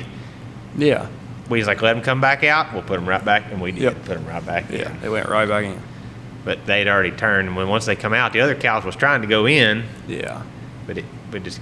But that's a bad spot too. That gate's in the worst possible. Yeah, and we can't get to us. Yeah. Can't work it. You got to get off. Got to get off. And watch for wasps. Yeah. Yeah, but it worked out fine. But we seen like, well, they're beating us. Yeah. We just got to wait, take them right back in. But that's what happened. Man, and that was old set of cows. Yeah. They're the cows that was, they were sold for a reason. Yeah, everybody. Yeah, everybody's bad ones. Yeah, he buys those. Those are cheap, but there's a reason that they're there. Had like 75 of those, and calves on their side, and 200 head of yearlings. And somebody left the gate open. They all got together. Yeah, there's a pile of cows together. I mean, it was in that one pasture we pinned was a bunch. I mean, yeah, there's probably 300 head in there. Every bit of it. We just kept popping out the woodwork. Didn't they? Every little draw, we'd come out with 40 or 50. I'm like, man, where is all these cows coming from? It's not that big a place, How long had they been in there? They had plenty of grass. I know they've been there. What, Lucy? Like forever. Yeah, they've been in there since February. Man, when he's buying all those things. Well, he had plenty of grass there, didn't he? I don't know if it's that long, but it's been there all spring for sure. Yeah, I can't believe how much grass was there. That's another thing around. You usually tell by. Yeah, but. Yeah, we can always ride by. He's got so many that go in and out of there every month. So you just kind of got to dump them all there. It's not a terrible place to gather and get things out of, but it's not. There's a couple gates that could be a little better. That's the worst thing about it is the gates. Just ain't hung, and you got to get off the horse. It swings the wrong way. Yeah, that's. Yeah, go all the way back around. Yeah, there is a few. You know, like in that very back pasture, that little corner there by that gate, it needs cut off. Yeah, they don't even need to go in there because they wad up in that corner and that gate. Yep. But the way that pasture is, he had to put the gate there. Yeah, it kind of messes with them a little bit, but. That one just needs to be added to that other one. Yeah, really, don't it? Yeah, make that other one a little bigger. Yeah. Yeah, the gate deal is the worst thing, but I don't know how many every farmer we can go to, they ain't got no gates. Yeah, it's just an inevitable. Yeah, nobody has good systems.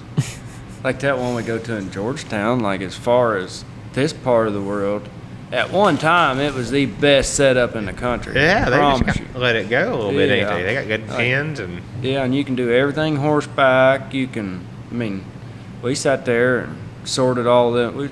There wasn't that many, maybe 80 pair. Also, I thought maybe 180 to 100.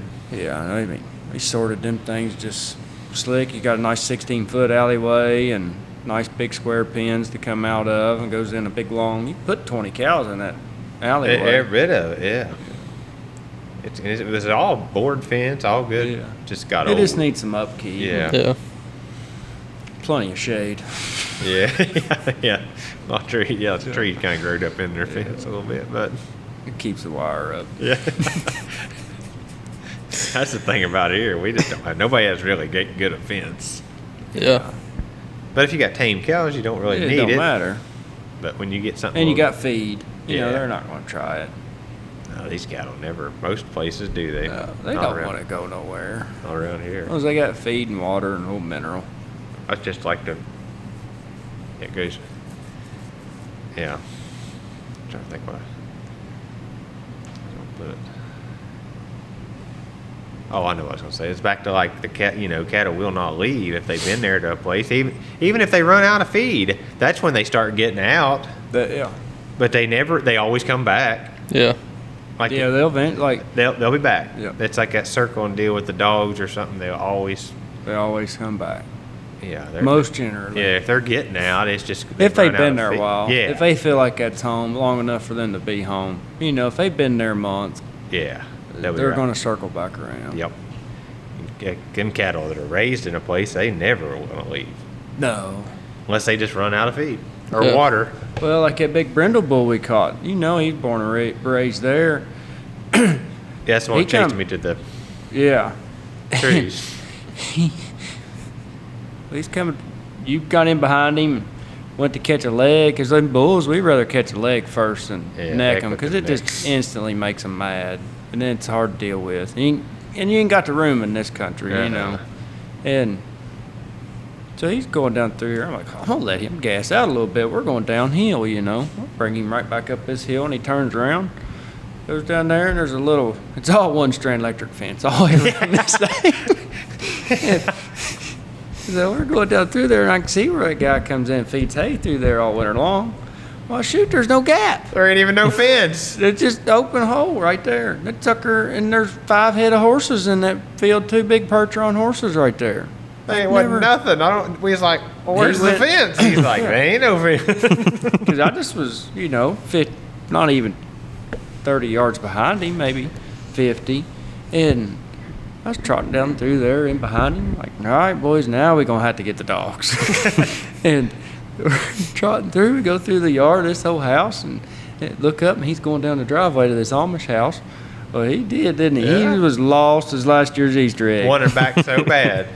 We sat there for just a couple minutes. Dakota's like, let's go. We need to go down there and we can block that and get him caught right there. I'm like, this way. He was coming 20 minutes. He was right back. Not even. Come right down, come right in front of us. Then we were sitting there in the bush. He never saw us. Couldn't see us. Right there, jump right back over and like, all right, you're done now, buddy. He did not. Just like when he chased me there to start with, he didn't chase me. He wasn't chasing. He was just getting you out of his way. He wanted me to get to them trees because he knew he could get safe in those trees. Because he knew you'd get out of the way. Everybody just stepped out of his way. Yeah, I wasn't going to stand in his way. He was big enough. I didn't want to get too much in his way. Them old tiger stripe crossbreds, they're fast. He was. We finally got him. I don't know how, but I know how we tied that front foot to that tree. Yeah. He couldn't hit us. Yeah, that's right. That's what it was. Exactly. Yeah. Yeah, because we was trying to, like, figure out how we was going to get him roped, and I was like, Ryan, let me pitch one out in front of him. He did. He walked 10 foot to you and stepped in the rut loop. I said, let me see if I can catch a foot. He's like, hey. I said, I'm going to pitch one out in front of him and see if I can get him to chase me. Well, I pitched it right there, and he stepped right in it. Then I'm like, now what? Because it was on that The hill. catching part's easy. Yeah. That hill was not steep, but it was not level It was not either. level. It's on my GoPro, I think. Like, I was trying to get over and get another foot or something for him because I knew he was coming down that hill with Seth. And old Cole was trying. Yeah. And I look back around, you can see on my GoPro, I look back around, he's just crammed up against this tree, and I'm like, let him go! Sucked me in the horse, everything slammed us into that Because he tree. had crossed an old wire fence, and I couldn't get to him on the other side anyway. I was like, just let him go. I was trying everything. Finally, I was like, my knees getting squished, and we was pulling the whole. That thing was Cole's eyes were strong. bugging out. That thing was strong. I was like, Brian's like, just let it go, let it go. I was like, okay. I didn't think he'd have that much power in that, but yeah, he had that back end still under Yeah, him. he still had his back end, which he still had a lot of weight. He wouldn't have been as powerful if he'd have had a back weight going down that hill. Yeah. Going uphill been different. Different story, but yeah, where he was going, it wasn't like straight up down, but it wasn't flat. No. That downhill advantage is wicked. Yeah. I mean, it is, ain't it? Like, Yeah. even loading them or anything, if you always try to use that to your favor. I mean, you wouldn't even think just a little old grade like that or something. You're like, Yeah, you always want to pull the truck back. If the cow's Back laying in, here, yeah. back into it, and it's much easier on your horse to pull it in. If we And even on those, like, those yearlings, those ones I've been pulling, like the re-doctors, I'll just tie them down, load them, take them to the house, or those cripples, so they try to feed them up. But, I loaded a couple with my little cousin the other night, took him down there. He's 14, he's figuring it out. And that one, he's in a terrible spot. And I didn't want to tie him down there, but kind of had to. He wasn't going to help us to get in a better spot. He'd done, that little calf. And I had to kind of load him uphill. He doesn't weigh 600. Should weigh 650, but had to winch. But that's what we got, winches in our trailers just so we don't gut our horses anymore. That really helped, Yeah. especially if you're by yourself. Yeah, you can do it all by yourself. And you get there and the trailer's higher because it's on the uphill side, and then the bottom of the floor hits their knee. And if you keep pulling, you're going to pull their head off their shoulder or break a leg, You always think about that, don't you? Yeah. It's like, especially you hear that old rope go to popping. You know it's getting tight. Yeah. But yeah, just like back, that ditch yesterday helped. Yeah. Loading them things. Yeah. But we had that's 5 or 6 guys Yeah. with us yesterday, and we all just grabbed a hold of it, just rolled it up in there. We didn't even pull them up. And it was way faster than the winch because Yeah. we was trying to get them rock trucks back on schedule. Yeah, we done shut it down long Their enough. production was, and everybody, some of them guys, their drivers. It's like, we got to get out of here. Yeah. The inspector gets here, we're all screwed. They was worried about shutting the production down. He's like, we Yeah. got to keep this slate rolling. We was like, okay. You bet. Hurry quick as we can here. Yeah, I don't know. It was wild. Yeah. Going to the pro-am was last year was the same way. Like, I didn't think we was like, this is Yeah. a joke. Yeah, we caught this the day we caught all them heifers wreck. Crazy lady. That's when we decided, wasn't it, like 2 he weeks called me before- that night and he's like, hey, you want to go to the pro-am? I said, if I'm going to go to the pro-am, I'm not going to watch. And he's like, yeah, that's what I'm talking about. But they're not going to let us enter. I'd called Dalton, and Dalton's Yeah. like, hey, yeah, I think you'd be okay. He's like, you think you don't mess her over, but you're consistent. I was like, Well, we don't use them. We don't get to play with our shots. Yeah, we on don't. the dummies, one thing, but sitting on your horse, roping live critters, it's different, yeah. we just don't get to practice No, that. I can catch pretty decent, but now Yeah. like the turnovers and all that stuff. Trying to put all moving, that in, into especially- the. Yeah, I can do okay on the dummy, but when it gets Yeah. moving, Especially you got Scott. And Yeah, them guys Buck, they're also all good, those, so and John intimidating. and all those guys that are watching you, Man, scared to it's death. I was nervous wreck. Yeah, I'd rather go catch wild bulls on the Colt. Yeah. Have those guys watch me. Yeah. So I bet we was always sweating. We made it, so. Yeah, I dropped my rope. We're going to go again, so I don't know if we probably never do as good, but. Yeah. It's fun. Yes, it's a blast. Now we know some people now. Yeah, that's our only thing. 32 hours. Yeah, that tells you we're nuts. Drop 32 hours to rope. Yeah. Where's it at? Ogden, Utah. Okay. Yeah, it's a bit of a haul. Yeah. Yeah, that's nuts. But, so you guys have kind of been all over then. Oh, yeah. Because you went up to Wyoming, right? Yeah. With John Dalton and them? Yeah. And then Ryan lived out there for a while, too. And then I still go to Adams every year, in PA. Stay for 3 or 4 months. That's a good gig, really. I mean, you get to rope and rope and rope and rope. You can't get enough rope. I mean, like, you just buy so many cattle, they get so sick, you just always doctoring pneumonia. Yeah. Constantly. It's a good 6 hours every day, hard as you can go, just roping. I mean, it's full all day. It's 7 days a week. You don't get no break. But half of your day is getting your list made, not walking, but driving around, feeding them, making your list. And then as soon as you get done with that, just jump on your horse and go, start doctoring. And you'll pull a few, like Ryan said, like you're crippled and stuff. You'll try to, if you got time. I mean, that's the thing. Yeah. Yeah, getting that time, like. Yeah. I think this year we're going to try to start pulling more of those, after their second shot, we're just going to start pulling them, putting them in like a little hospital pen. That's helped me. Yeah. I mean, we got along good on those ones. Our first and second, because a lot of times after the 3 shot, we don't doctor them anymore anyways, but. At least then they're over and all the way. Yeah, not competing. And it's not like they're really competing because he does have plenty of grass, but at least they're not. I don't know. We'll see. It might make a difference. I've got different feelings on it. I do think it's just another thing to do. Yeah. But I think keeping that away, it's helped me. Yeah. I don't think because I don't think there's anything better than cattle than being out on grass and water. I'd agree. But even if you had like a little 5-acre that's what we're thinking somewhere about. that you could just keep them out of the way. Because everybody always used to want to pull and put them in a hospital pen that's full of sickness. Yeah.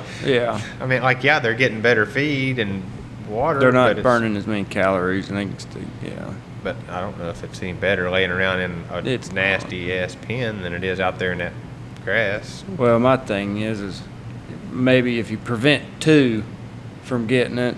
Yeah, now that would be. That's where I like it. It prevents the other 2 that could get it. And that's another thing. I definitely like the creeks and stuff for the water better than I do. Yeah, I do. The tanks and just stuff. grows it. I think, because you're cleaning them every day, and we have so many. How can you do that? Yeah, we ain't got time for that.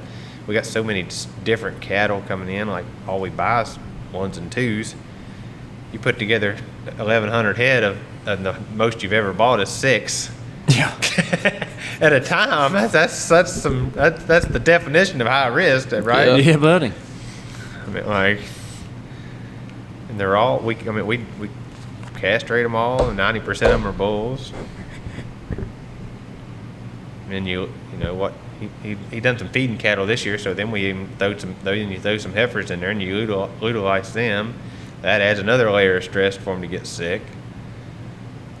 But I don't think we're going to loot them this year. He said that.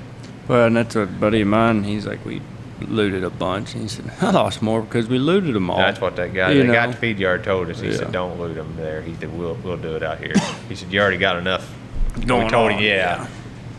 Maybe you'll knock that pregnancy loose. Yeah, he said, you got enough going on there. You're just too much. Yeah. He said, let us loot them out here. So, see how it goes. If he does it, I don't know. Depends on the price of cows, I guess. Yeah. That's another thing. They're doing so, it's great for the selling side of it, but it's costing that much it's more than hard. that to buy them, Yeah. too. That's the thing. you don't think about that, but when you see Yeah, 10 cows standing around, that's $20,000. Yeah. Yeah. You know, and that you're spending, $1,800-$1,900 on, on those 5-weight cutter bulls, and then That's nuts. Yeah, selling them for this 22. spring. That was this spring. Yeah, You know. that's not a good deal. Yeah. That can't work. I could imagine being the one buying them. I was just starting them for that guy. I had enough. I would keep as many alive as I could. I know what it's like to have lose them ones you've been buying. That's where all your money's at. Really, your death loss is where all your money is lost. Yeah. The more you keep alive, the more money. Yeah. You can't. There's no way to make money on dead cows. No. You can't even break even. Unless we start raffling them off. Yeah, like there's no way. Yeah. I always hear people say, well, you can grow it out, but there's no growing it out of dead ones, are there? Even out of junk cows. Yeah. There's no money to be made there. But the teetotal loss. Yeah. I guess that would be the most number one. Well, Adam always says health's number one. Yeah. Because if they ain't healthy, they ain't gaining. Yeah. And how you buy them, I guess, would be number two. Yeah. This is to make a money side of it, Yeah. I guess. And then your expense, probably this would be your, right? Yeah, and you gotta be realistic. You can't, because I get this way, and not that I don't try on it, but, I'm like, you gotta, there's a point, that's why, like he said, the third shot, we're done. It's just gonna have to be what it'll be. Then there's like, well, maybe if I try this, you just gotta be realistic. Yeah. And I've done it. I've done it. Especially when the drugs are kind of, a lot cheaper than they was. Try some of the cheaper stuff, or do something a little different. Yeah, since Draxon and all them's kind of got those generics. I've done it, but I never really seen it save one. No. After that third I saved that one, but he's still sitting on a lot. Yeah, they're turds if you do, don't they? And then if they do make it through the winter, and when it gets hot, then they're gonna die. Yeah. They can't breathe. As soon as you send them to feed, they wouldn't work either. Right? Well, it's like something, I don't know what it does, in their gut, but it's just they can't break it down. Well, they and can't a lot of breathe, those, I guess. It's because it's all stems with some kind of pneumonia, right? Mm-hmm. Scars their lungs some way. I don't really know what. And I've gave, especially those ones, if I hit them twice, I try to, that second shot out in the pasture, I keep a tube of that probiotics in there, in my bags, and give them some of that. Try to help, because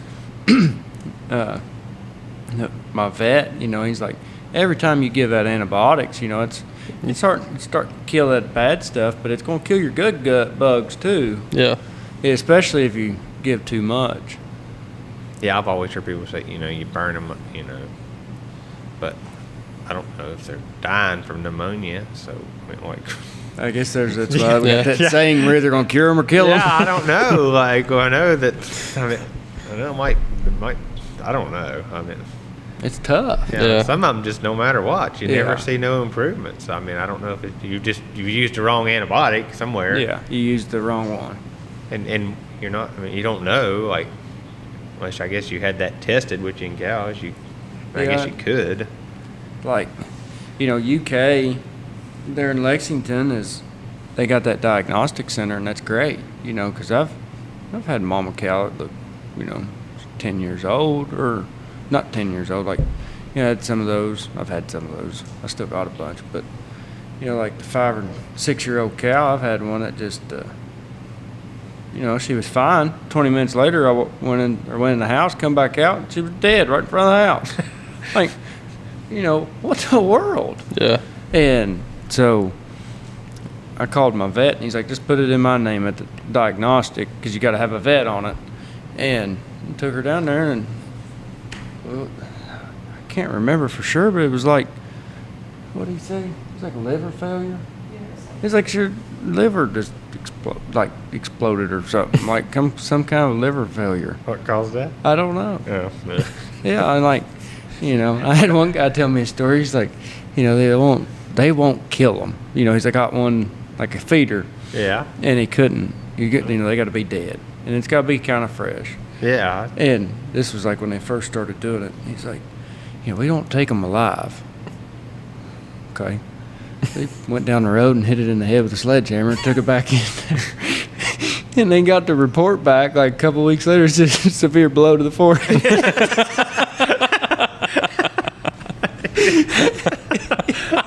Oh, God. He's like, I was so mad. Yeah, I definitely would be. Yeah, I done several of them this fall. Neuropsy or whatever they call them, where you cut them open. Yeah, we did. That first one I lost on these steers, yeah. I mean, it definitely, you can tell it's all in their lungs. Yeah. They look like weird. Yeah, like and a black. nice I'm colorblind. Tissue, it's like gray. Yeah, that's what and it gets a dark. Yeah. I'm colorblind, but I can see it. It don't look like healthy tissue. Yeah. And you can always they start that foaming deal. Yeah. You know it ain't gonna be long, or that rattle.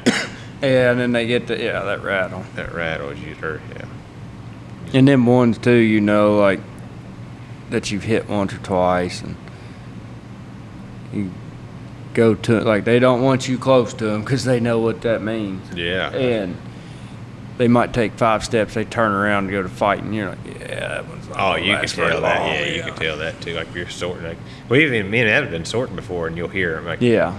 You're like, you hear that one rattling?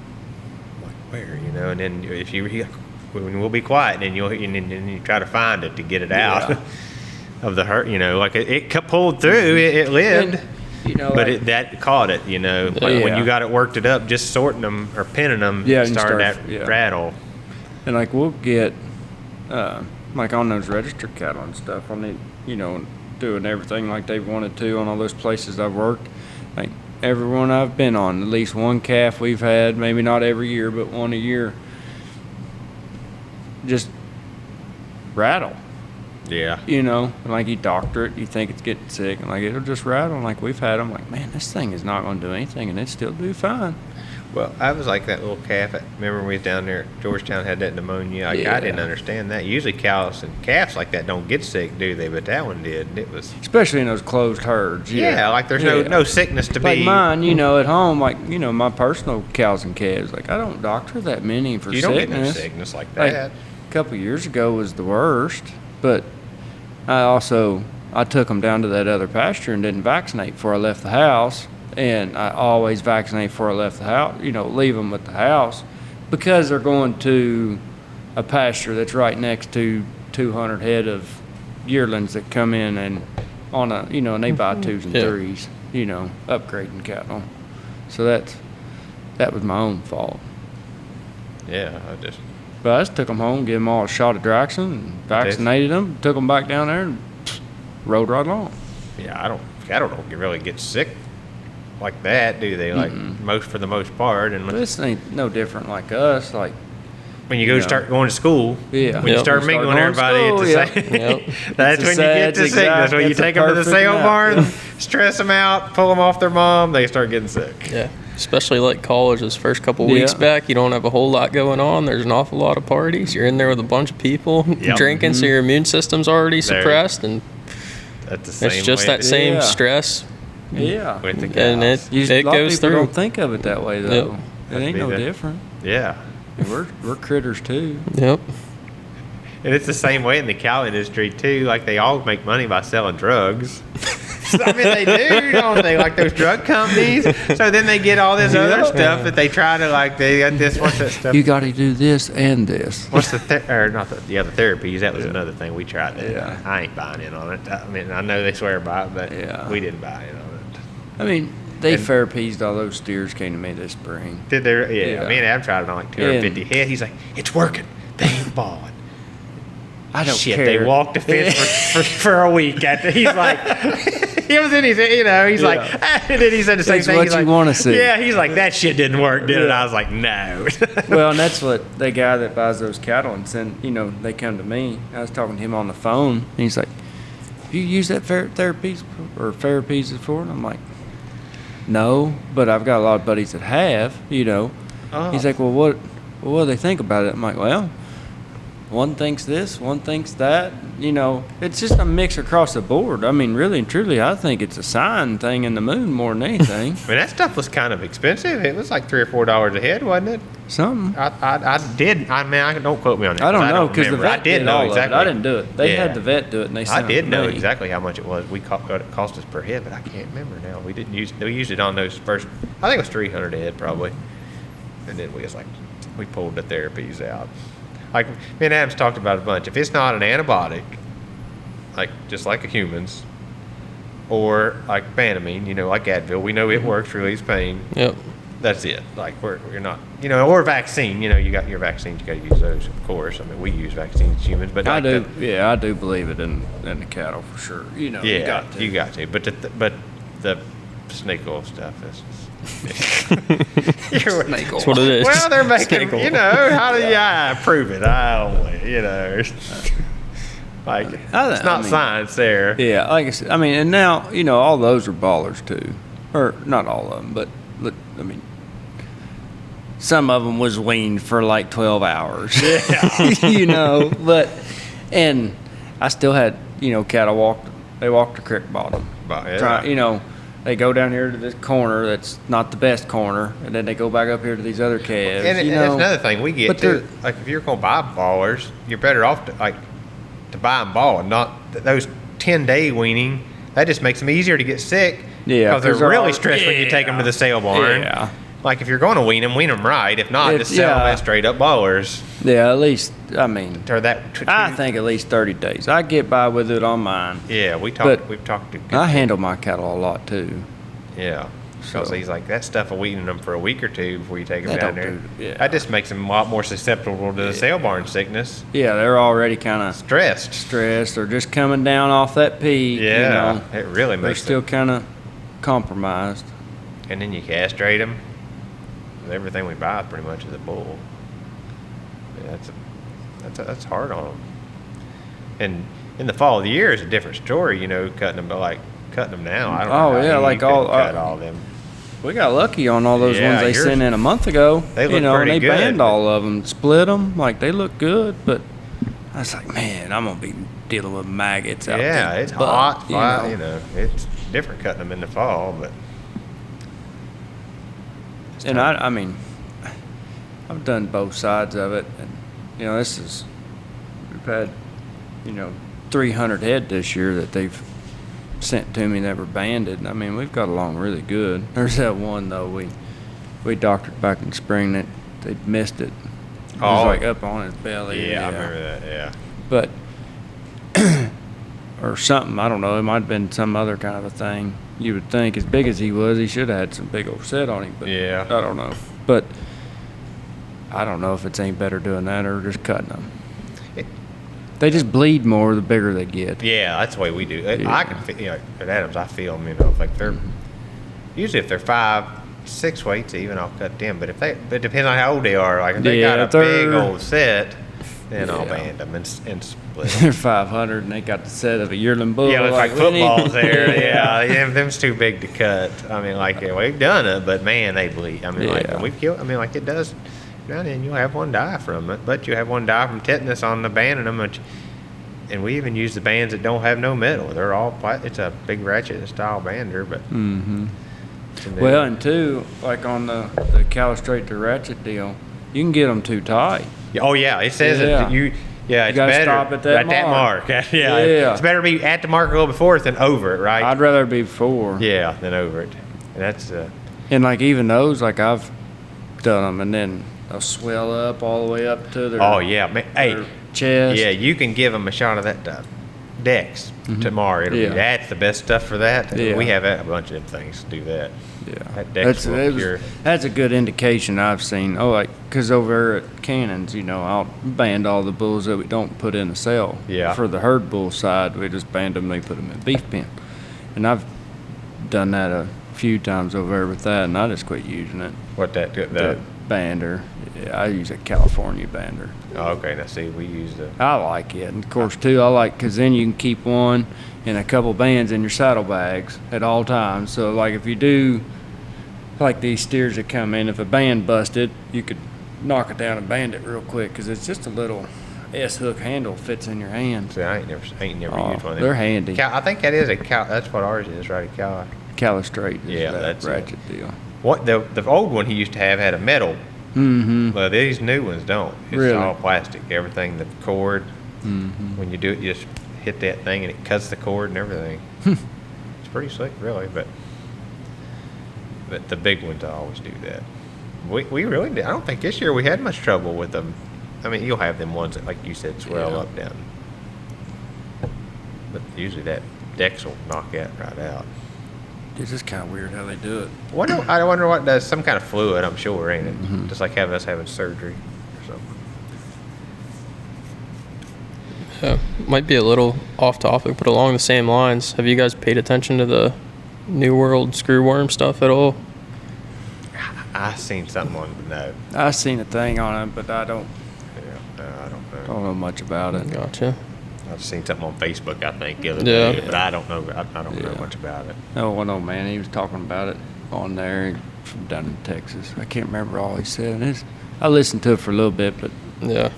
No, I'm not real versed even all on the regular screwworm. I've heard of it Yeah. but I don't know what it is. All the old guys I've heard talk about back when it was still a thing in the U.S. or whatever, they're like, it made a lot of good horses because you had to rope everything, like every Yeah. calf, because they'd get in the navel and kill them. Like, Okay. like right away, I guess. I'm going to look this up tonight.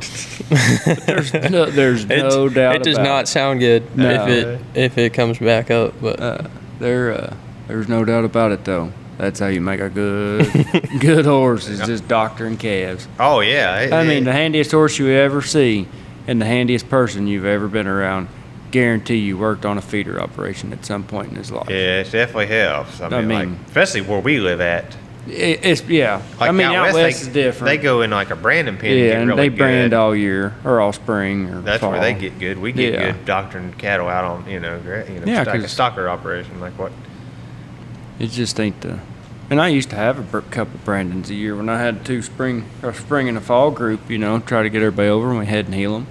It's kind of there ain't a lot of people back No. here does No. that, so that's a kind of a specialty too.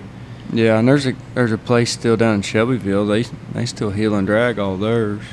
Yeah, that's right. I seen But We like still- doctoring outside, like what we do, is kind of Yeah. around here because most of everybody just darts them. Yeah, and Yeah.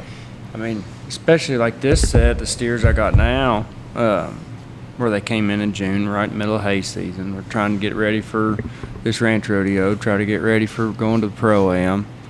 Of course, little girl and all that going on, like a lot of time, and it's so blasted hot and humid, you can't. Yeah, this is a bad If you're time not to out be. there, if you're not roping the first one at first light, like you can't go doctor on a horse the last month. This is a bad time to try. I mean, Yeah, like you, we've you had can a knock few days, down, but that's you well, can't do no 20 head a day. no, Lord, no. Yeah. You kill them, kill your horse, and then in the evenings, I think it's harder in the evening. it doesn't cool off until Yeah. even Never after cool- dark. it never It's still cools hot, off. and, It's- and at it's- that point the wind quits and it's just stale Yeah. air. Yeah, the morning it was 78 degrees. Yeah. For Oh, Thursday. yeah. I think it was. Yeah, yesterday we went down there. Thursday morning it was 78 degrees at 5 o'clock in the morning. yeah. Like, So it I never just been cools darting off. them, but like. But you're- I haven't had any sickness, That's really. right. It's all been, I had a couple droopy ones, and it's fixed it. You got to watch it. But a lot of it's, that stress IBR where their eye turns white, and runs. And it's that instead of pink eye when a 7cc dart fixes it and it's better the next day, Yeah, that's It's a where good that dart, indicator. that dart is handy for that. Ain't it? Yeah. Like, Because, eyes. not to sound like, a weenie here, but like, roping them blind cattle suck. Because they're healthy. And like, it's the easiest way to get them caught because you got sneak shots for Oh, days. yeah, you can. get on that right side, Whatever you can, eye's bad, You can you're hit a good. turnover, Del Viento. They can't see it coming. But like, once it hits it, buddy, it is on. Yeah, that is true. And then it's 10 times harder getting them knocked down on them, like. Why even? Because even they sick just want to cattle. run backwards and their nose goes straight up in the air, look like an elk running off or something, Like Doctor and Six, I think if you hit them standing still or they haven't moved, Yeah. they come alive. You better your horse. Man, it's just hard on your horse kind of. Yeah. If you have to run them down 50 yards, you'll take the gas right. I mean, it won't gut them, but it's real easier to handle. They start thinking. Yeah. They don't want to move them feet no more after that. It just takes a little wind out of it. It definitely helps.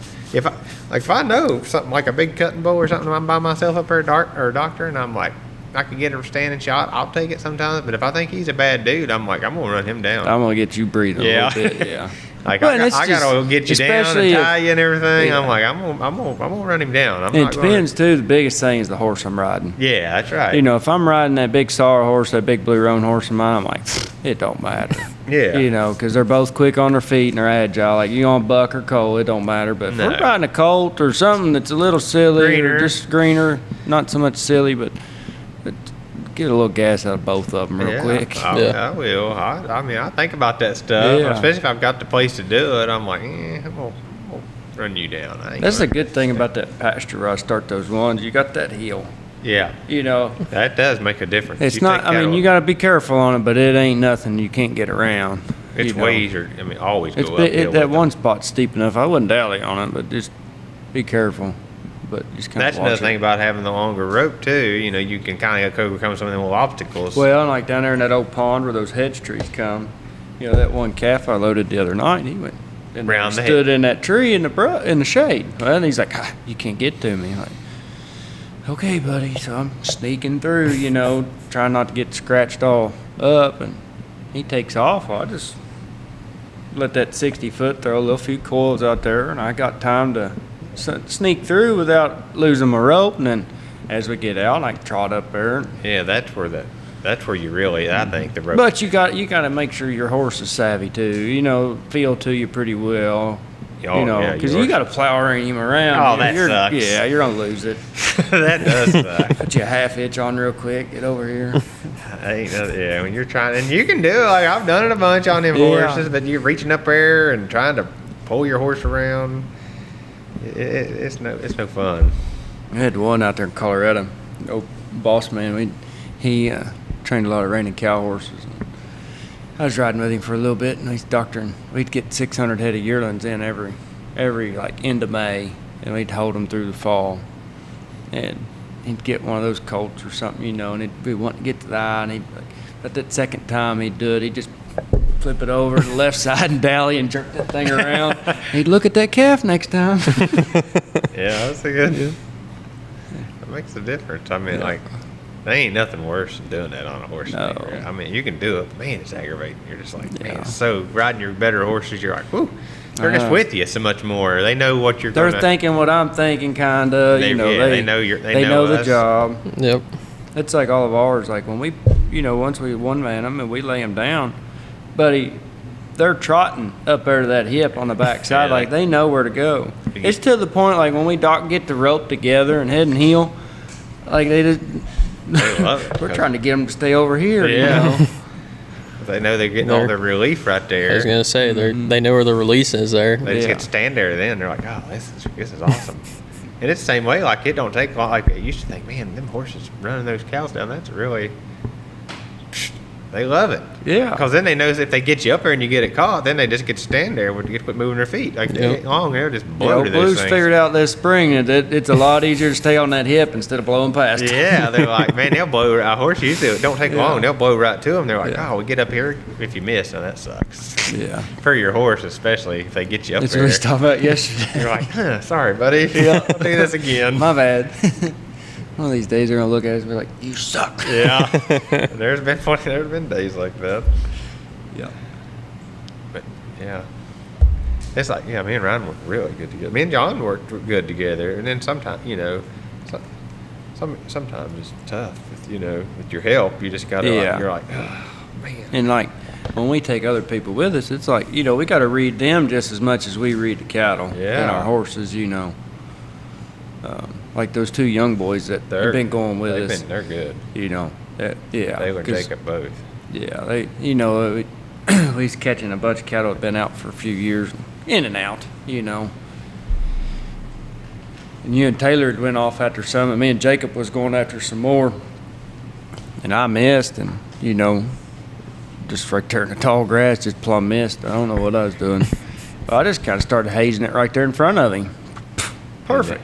Well, here come a little bit later, he missed, and he hazed it right towards me. And I put it right on it, you know, like. They're good. They're like young, you guys too. do. Yeah. Yeah, One's 16, just got his permit. The other one just graduated high school. Like They rope every day. They love it. Yeah, They're they eating do. it up. They work at the sale barn. They know cows. They're just, yeah. they're awesome, really. I couldn't say nothing good about them. No. They're good help to have. And Cam does it. I mean, really, Oh, when yeah. Cam goes with us, he ain't the best roper in the world, but no, he's good help. Yeah, When and you he's still learning how to ride, but he's there. And Yeah. he'll go with you all day long, and he ain't going to complain a bit. No, he loves it. Yeah. Yeah. We tried to get him to go yesterday. Yeah. He would if it wouldn't have been for that thing. Yeah. He went with us the other day and never seen nothing. Yeah. was It a gets buzz. bad, though, when we go and put a picture or video on. He's like, why didn't you call me? yeah. So we always try to make sure. Sometimes he can't because he got a little construction company. Yeah. I got his horse there at the house now. Him and Cam get along the best. It's always a fun time for the first 20, 30 minutes. The And then after first, that, yeah. The last time We always get to watch a wreck. Yeah, I picked him up and did he bring it over here or something, that horse, that morning? Because I think that's when you kept it, but he pulls up out here. Yeah, he brought it up here. Up here, You okay. So we're all. Y'all I've met already- us over. Yeah, I've already got mine. mine in the trailer saddle and everything. He jerks him out, puts the saddle on him, puts him up in the trailer, and I'm like, man, Cam, the truck and trailer is really rocking back there. There's something going on. I was like, I slam on the brakes, throw this horse up against the trailer, trying to get him to quit, you know. And, what's going on back here? But there's something just ain't jiving. So we pull over at this rest area on the interstate going to Ryan's. We was going to work. I don't know what we was doing, but what was... We caught the cattle that was out. Okay, so we was catching cows. Well, I get down there and I walk back here, and this son of a guy has bucked the saddle up under him. Him to tighten up tight enough. He had a breast collar on him, and the saddle is up under his belly in his trailer, and he was back there bucking. That's what it was. It's a wonder he didn't demolish his saddle. But here, poor horse just sitting back there shaking. He's so pissed. Silvergun deserves it. It's like, great. Just great, he said. I just love you, he said. He has to get him off a trailer in the rest area and resaddle him.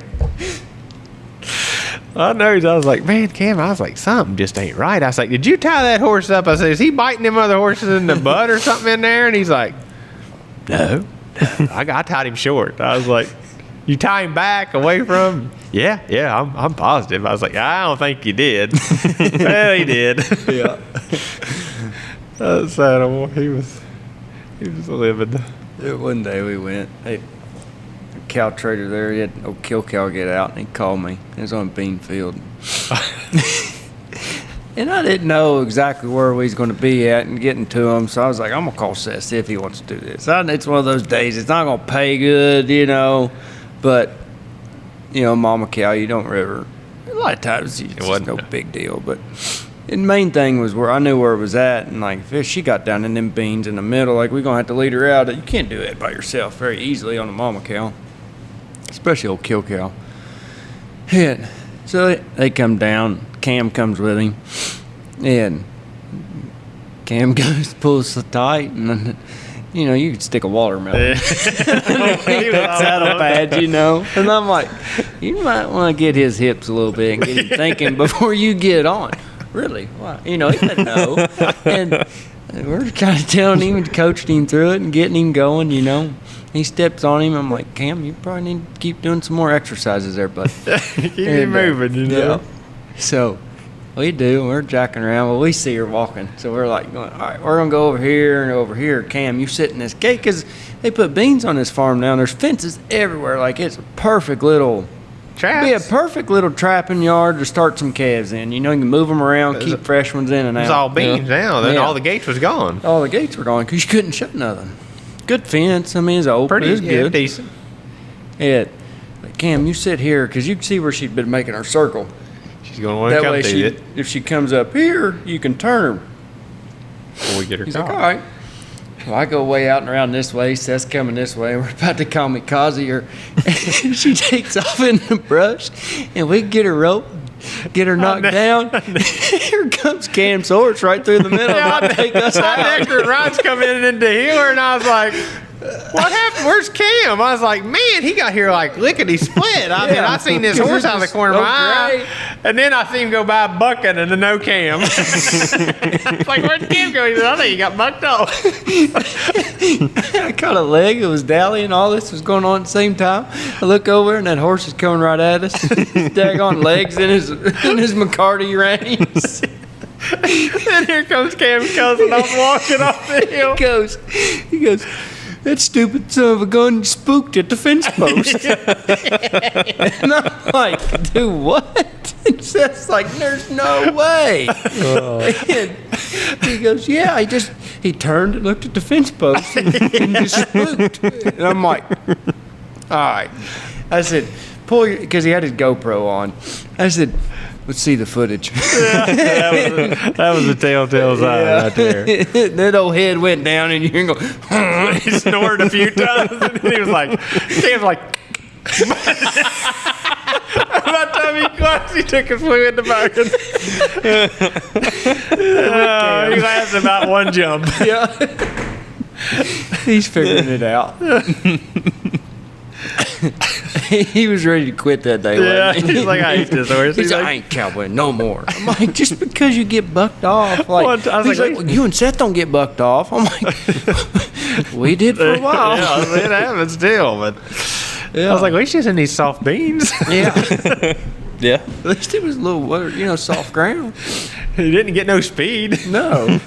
You weren't strung out running when they did it. He had one jump, and he was off. That was good. I forgot all about that. Yeah. That was funny. Then he wants to do it so bad he can't see straight. Oh, he loves it. He does. But Well, got any other good wreck stories? nah, I'm trying to think. I don't guess. Do we? Well, it's like with Cam. I mean, I told him that day. I was like, well, it ain't no different than Blue, No, that's right. Yeah, mean- Ryan get bucked off every now and then. Him. I mean, He ain't done it last year, no. so. There a couple years ago.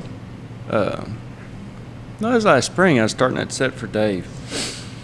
He's an ex-bucking horse. I mean, wasn't no big-time bucker or nothing like that. I've had him for a long time. And he's just fresh sometimes, if you don't ride him a lot. I went out there that morning, go to the doctor. I mean, old head down past his withers, like that's odd. Are you sick? Because he just carries his head high. And felt loose, great. And I lined one out. I done rode a mile over there down the road and back around looking. Lined one out, going up the hill. And I guess, I don't know what happened. It wasn't like he was just fresh and good. I mean, I've been doctoring on him all week. But I really reached out there. Like, I had to drop 3 or 4 coils. Because I was like, come on, bud. Like, get to her. We're just kind of high-loping here. You need to run. I did, and that son of a gun, he bogged that old head, and I got about 3 jumps. That 3rd jump, I was like, I'd caught her. And I was like, I'll put my dally on about that 2nd, 3rd jump. And I was like, nope, he'll kill her. So I went to throw my rope, and I guess he just like that flying through the air. He sucked back and went to the left, and I went to the right. And I went to stand up to go walk after him. I got to stumbling around there for a little bit. That's bad, ain't it? Yeah. Yeah. Yeah, if they can stay going in a straight line, it's a lot easier Yeah. to stay with them than Well, and they jump sideways on you. Like he hadn't bucked me off, up till then, and he bucked a bunch, like, I'm not no bronc stomper, but I ain't I'm kind of savvy at it, and I used to ride saddle broncs in college, but it doesn't mean anything, and by golly, that sucker, the older he's got, the better he's got at it. I don't like them buckers, I'm telling you. What'd she say? Is that when you lost your knife? Yeah. Yeah, I think it was, wasn't Yep. it? Yeah. You went back and found it, didn't you? Yeah, we was able to because I had a big face plant in the ground. It was laying right there next to it. Just find the crater. It should be right next to it. That's what I was looking for because it was wet. Yeah, I remember you saying it was really wet. He's like, I think I can find it because it's so wet. Yeah. I can see the big marks in the ground. Sliding all around. Yep. And it does. Well, like yesterday, I mean, shoot, that sucker. All these jobs, I ride him the most. Just because if I abuse him, it's okay. It's not going to hurt his feelings. Yeah, that's right. Yeah. And he goes all day long. Just you don't have any quit in him. But, well, shoot, we went to move that second calf out of the middle of the road so those big haul trucks could come down. Well, dragging her over to the edge and like it just spin around to face up, and that old road. It was like glass. He just crossed underneath it, stepped under on his hindquarters. Buddy, we went down. Right now, like boom. I was like, Yeah. oh God. The only good thing is like where he went down on his rear end first, and I laid saved back your leg, and I yeah. set my feet forward. That saved your leg. I Yep. remember looking at that Yeah. right at this Because then happened. I was like oh, at least that. he hit on his butt first. The horse did. Yeah. And it There's a big old gash in the metal on them, shoes. on my pedals. Oh, okay, from that rock. Yeah. Big Yeah. old scratch on them.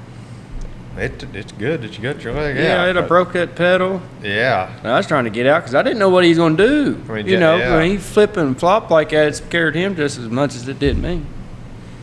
Yeah, that's right. But that's the only time he's fell down. There's been multiple times I thought we was going to because he'd get locked on one. You flying down that hill like he ain't going to stop. Yeah. I'm trying to think what was it. Them boys when we went with us that first time. That first time when we went down there with Cam and caught all them cows with the boys, though, Yeah. wasn't it? Okay. Yeah, it went pretty good though for the most part. Yeah. Down here in Martin, he's looking for them calves, and he said they've been here for 9 days or something like that. Yeah. In this little, kind of a bowl in this hill in the woods. And they did. They had that booger grazed off. Wasn't That's nothing all in- That's why they was 2 miles away or 3, because they was. Nothing in there. Yeah, it was out of feed. And we'd made a big circle and come up. And Seth took dogs, went one way, and us 3 boys went on some more areas where we'd seen tracks and manure and was walking back up. We all got up on top of this ridge, walked out the point. We had to jump up on some rock ledges sticking out, kind of fun. Come down some, and we got to coming down that one hill. It's pretty steep. No, Jacob. Oh he's, yeah, I forgot. He's not huge, and he's not little. He's a little heftier. Not. Then he's just Taylor. stocky. Yeah, stocky build. I mean, he's all Yeah. muscle, but he's just stocky built. And old Dunny'd kind of blowed a couple holes, and old Saddle got to rocking up. And he did. He was like, me and Seth was in front of him. He's like, I ain't putting no quit in now. I'm like, Jacob, get out there, buddy. Get off. Yep. Finally had to bail off. It was But got to be bad, but he bailed off and he was good. it was about up on rears. Yeah, though, she wasn't it? couldn't move them front feet, Yeah. It would have happened to any of us, Yeah. but she's little too. Both them horses, they're so little. Well, I've never seen this What do happen they again. weigh? 700. Oh yeah, probably 800 tops. Yeah, 800 tops. And that one little, both of them. I mean, the little dun horse of Jacobs. I mean, she hold a rope and pull too. But that little roan mare Taylor's, she'll pull Blue around. Yeah, she does a good job. When we head and heel one, like she's there. Dunny, Yeah. her's there, but it ain't like that other one. They're both pretty Well, on stout. I seen Cam and Corzat one time after you talking about that. There, he's coming off this hill in front of the house here. We was riding around here. They come up here and stayed the weekend or whatever. And he's got this. It was a little. I don't remember what she was. I think it was a little mare of some kind, but. He's coming down this hill, and he's like, whoa, whoa, and it's steep, whoa, whoa, whoa. Well, all of a sudden, this mare it gets up so far up on her shoulders. She just can't. Yeah, so she just kind of like bows down. And when she bowed down, the whole damn saddle come off. Like everything. Cam's sitting in the pad, saddle, everything. I'd never seen this. I don't know how it got off of that horse. But it come completely off, still tied, everything. He's standing off of it. When he rolls off, he's got the bridle in his hand. Nick comes off. We're just naked, walking down the hill there. And I'm like, Cam, what happened? Your cinch break? And he's like, no. All that just when she bowed down, it just comes completely slipped. Just too slow. Everything come off. I've never seen that again. I mean, I'm sure it will maybe. And, you know, you can get by a little bit slacker cinch especially on a double rig saddle. Yeah. If you've got your back cinch on the belly. Yeah, it's got to be. Yeah. I like to have mine touching at least. Yeah. Well, I always put mine when we get ready to go do a job. I pull it up. Gather and just touching. I pull it up like if we're gonna go rope. I pull it up kind of tight, but then when you step up in there, it usually gives enough. Yeah. It's just touching then. Because that thing, you need that thing. Yeah, and if you don't, it takes a stop out of a horse. Yeah. You know, and it too. Especially if you're faced up. I mean, I was tight. And look on when we roped that big bull in Mays Lick, me and you. Yeah. The big ton bull. You know, shoot, I'm sitting there on Leroy, and I'm like, yeah. Oh, saddle. You know, we was tight, and we rode for not very long. No, that's right. We didn't ride 200 yards, and I hawked it off any, and I never have that problem on him. Yeah, but he's just so big and dead weight. Yeah, that one there. Yeah, them other ones wasn't near as bad. No. Well, there's 6 in there, wasn't there? Yeah. 4 Yeah, all of them was bulls except for that one cow. No, 2 cows. But those were little bulls, like they were little feeder bulls, right? 2 of them was little. Yeah.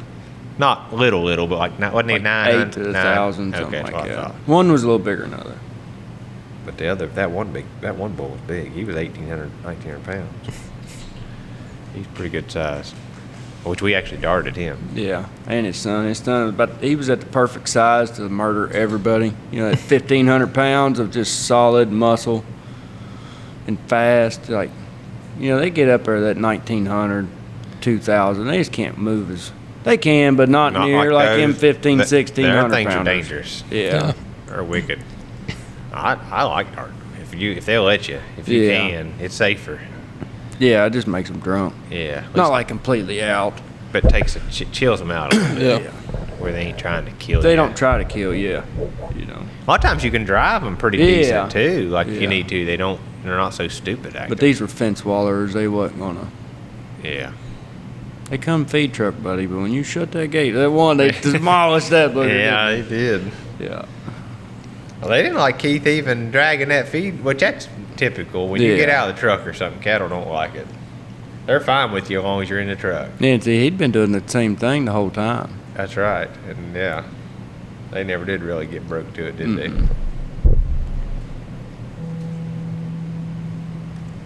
Well, it doesn't feel like it. No. But kind of normally wrap up with some advice if there's someone listening that, wants to get into cowboy stuff or doing whatever, if you have advice for that, or it could just be life advice in general. Well, I'd say if they're trying to get into it, just find somebody that's pretty good in their, if they stay with, that's like them boys. Yeah. If they're wanting, they try. Yeah. Cam, same way, like he tries, so we. Get somebody too. You don't want somebody that's going to talk down to you, but you want somebody that's going to say, hey. Yeah, you got to tell. You don't want to be talking all the time. Yeah. I mean, somebody that's actually trying to help you, because there's that everywhere, Because you need confidence. Yeah, you got to get your, because you got to build the confidence. You don't want somebody telling you're always doing something wrong. But yeah. You need to know when you're doing, but it is like. But you got to be a teachable person too. That's right, and you got to show some try. Yeah, and the want to hustle. Yeah, hustle will go where nothing else will go. Yeah, even if you ain't the best in anything. Hard work beats talent every day of the week. I'm a firm believer of that. Yeah. Somebody can be the best at something, but if they ain't got no hustle, I don't want to work with them. No, me neither. Not really. I mean, it ain't. I've worked with some of those guys. I mean, they can outrope us every day of the week, all day long. But they just soon have rope a couple calves, go home, do nothing. That's right. Yeah. It's. Yeah. And real arrogant people. I don't like being around them neither. Me neither. It's okay to know your job, but you don't want to be no. Yeah, you ain't got to be a butthead about it. Yeah. Oh no. I'm trying to think. You just got to go with something too that goes for you. Yeah, you know. you got to really. Well, and if it don't matter, I do think this too, and I've learned this: if you're good at something, if you get good, hustle and get good at it, the work will come. Yep. No matter, I don't care what you are. If you're the trash man or a roper. Yeah. I mean, if you're good at it, somebody will want you to do work. Yeah. And you can pretty much name your own price as you get the Yeah. better off you get. If you're Yep. as you get better. Care if it's mechanicking, whatever. Yeah. It doesn't matter Anything. what it is. Yeah. 'Cause there is not a lot of skill out there now. Like No, there and was. nobody wants to do it. Mm-mm. you Yeah. know. Because it takes time to get there. Yeah, you know how much we've done for nothing. Yeah, to make- get start to where making we money now. Yeah. Yeah. Like you're I not mean, going to get rich. That's another thing. Don't you're think not you're gonna going to get get rich rich to start with. Yep. No. Or you're never probably going to get rich, maybe. But No. Make a living. yeah, anyway. make a living. Well, And that's not being able to do what you want to do when you need to do it. That's the name of the game. Yeah. That it ain't out there to make $1 billion or whatever it is. Like, No, you can't. I mean, you don't. no. Like, and you got to take me and him around talk about it all the time. You got to take the good with the bad. Some days we do really awesome. We make good money, but then the other days you're not. That's today. Yeah. But you still got to get your equipment paid for, and people think you're right, but you still got your trucks and trailers and horses are not cheap. Yeah, dogs, and for saddles, So yeah, even and I mean, not that I wouldn't ride those small, cheaper made saddles, but you got to find a good maker and a good saddle.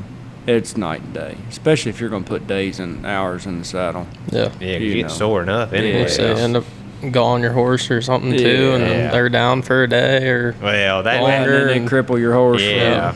And we rode them all the time anyways, and we Yeah. got good saddles. It's just Yeah. when you start running, if you have to run really a lot, In this country where they sweat so much it this gets time of year, humid, it really it's rolls your humid and the back. pads don't dry out. You got to have a good pad. And then they get hard. We're always Yeah. trying to scrape and wash those all constantly. We both got good pads. Yeah, I ride 5 stars. Yeah. I mean, and Best supposed to be. I mean, look at any mine. pad called somebody. Look at all mine, and I've had them since I lived in Colorado. I mean, Yeah. I'm 9 years. Yeah, they all get I mean, they're war, but they ain't that war. yeah. no. But I guess that'd be about if you're trying to get into this, be the easiest. Yeah, it just I don't know. I mean, don't if you want to, you got to do it. Don't wait on it. Yeah. No, that's right. Shoot, I didn't really start roping hard till I was 30, Yeah. Yeah. 35 probably. Yeah, I meant to bring that up from your podcast Yeah, with it was Dalton. later. I was pretty later, really, till I started roping Yeah. heavy like this. Yeah. Yeah, I feel like I'm behind a lot of times, and then I hear like your podcast. I'm like, all right, like Nah, you can do anything. be all right. Yeah, be all right. you can do anything you want when you. Yeah, so you just gotta have that mindset, and Yeah. then you don't get frustrated. I mean, you're gonna get frustrated because gotta- days. I mean, there's just days you're gonna suck. I mean, it doesn't matter, but you just gotta keep that head there. And you can get mad at yourself, but And that's my biggest problem, keeping my head there. yeah, 'cause that's when you get to Yeah. And once you start having a bad day, I don't care who you are. Sometimes you just keep having a bad day. It's gonna keep escalating. It just gets worse, and then tomorrow it might. When you got a good day, You better go got a out good the- day. Walk out that door with a better head. Though. Yeah, yeah. You just Leave gotta, yesterday behind. Yeah, Yeah. because it's not gonna be because it don't matter what you do. Sometimes it just nothing works. Yep. Just like- Yeah. Yeah, there's times that, training horses or whatever, sometimes it's better just to step off that one and Yeah. tie 'em up, maybe come back to him that Yeah. same day, but Come back Let it later. go. Or But, something. yep. Yeah. go do something else for a little bit, Cause it. calm down, come back with a different attitude. Especially horses they show you. Oh, yeah. Yeah, Especially if buddy. they're hard horses. Like some horses will just dink around no matter what. Yeah. But horses are weird. And this is just my take on it, but they're so smart to say this. But you don't have to be the best horse hand in the world if you ride the same horse. Right. I've seen it countless times with people, they don't even know what lead, they're in half the time. Yeah. That horse, they turn What's their a body lead? to the left. What's the lead? Yeah, that's you. They turn their body to the left. That horse turns to the left. That horse knows them like the back of their hand, and they don't know what they're doing from. They don't notice it. Yep. No, they don't. They don't know. Yeah, they don't know. Yeah. But a horse now they get on something different, they're in for a rude awakening. Yep. And that big sawhorse of mine's the worst for somebody that's, doesn't not as experienced and doesn't know, because he's gonna be like, "Oh, I got you now." Yeah. But if a person rides that same old horse all the time, it'll get so that it knows that person, even especially if it's a good just like a good minded horse. Yeah, not know this old renegade, but not a renegade or good, some real forward fast horse or something. But them slower ones will just they just want to get along with the day, don't they? They just want to. Yeah. They're like, well, okay, that's what we're going to do. I'm here. Yeah. They show up for whatever it is. Yeah. Pretty much. But you can't never be do enough horsemanship. I don't think. No, there's countless hours that we can go work on. Yeah. Especially for what we do. Yeah. It really shines and stuff. You got to you got to be able to control them feet. When you want that left foot over here, you need that left foot over here. That's the hardest thing. If you can get that consistently and smoothly, makes it the rest of it'll come. It's hard. And you got to think about the stuff. Like you're driving down the road, you got to think about. That's the big thing. That's how you can. Another thing to gain muscle memory, I think. I don't know. But think about setting those situations up. Yeah. I mean, that's what I've done.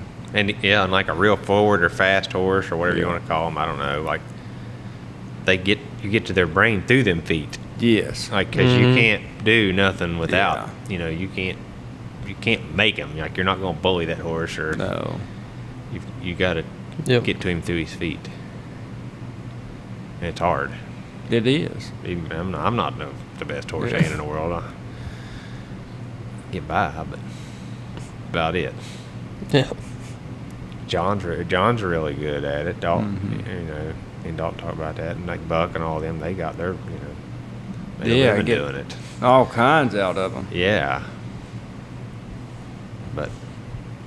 And they all stay so quiet soft and quiet. Yeah, that's another thing you can tell when somebody's really. Like Blue will get it, but he's not soft. No. So he just like. Yeah, that's right. He's trying. He knows what to do. You're not gonna get that balance there. Yeah. It's it, ain't it? Balance. It's a lot of it. Yeah. He's just not balanced horse. We try. He's gotten a lot better. Yeah, I think he does. And we get a lot done with him. Oh, every week. There's nothing I can't go do on him. Yeah, we always get our stuff accomplished. Sometimes it ain't so pretty, but that's okay. Yeah.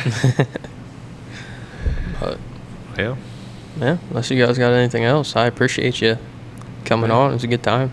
Brett, thanks for having us. Yeah, if you guys have social media or anything you want to put out for people to pay attention to you, or if they got cows out around. At us. And I got leather shop hair in Maisel. I got a hat for you. Oh, appreciate it. I brought you one set. I don't know if you wear it since it's green and gray, but I got to order some black. I like them black ones.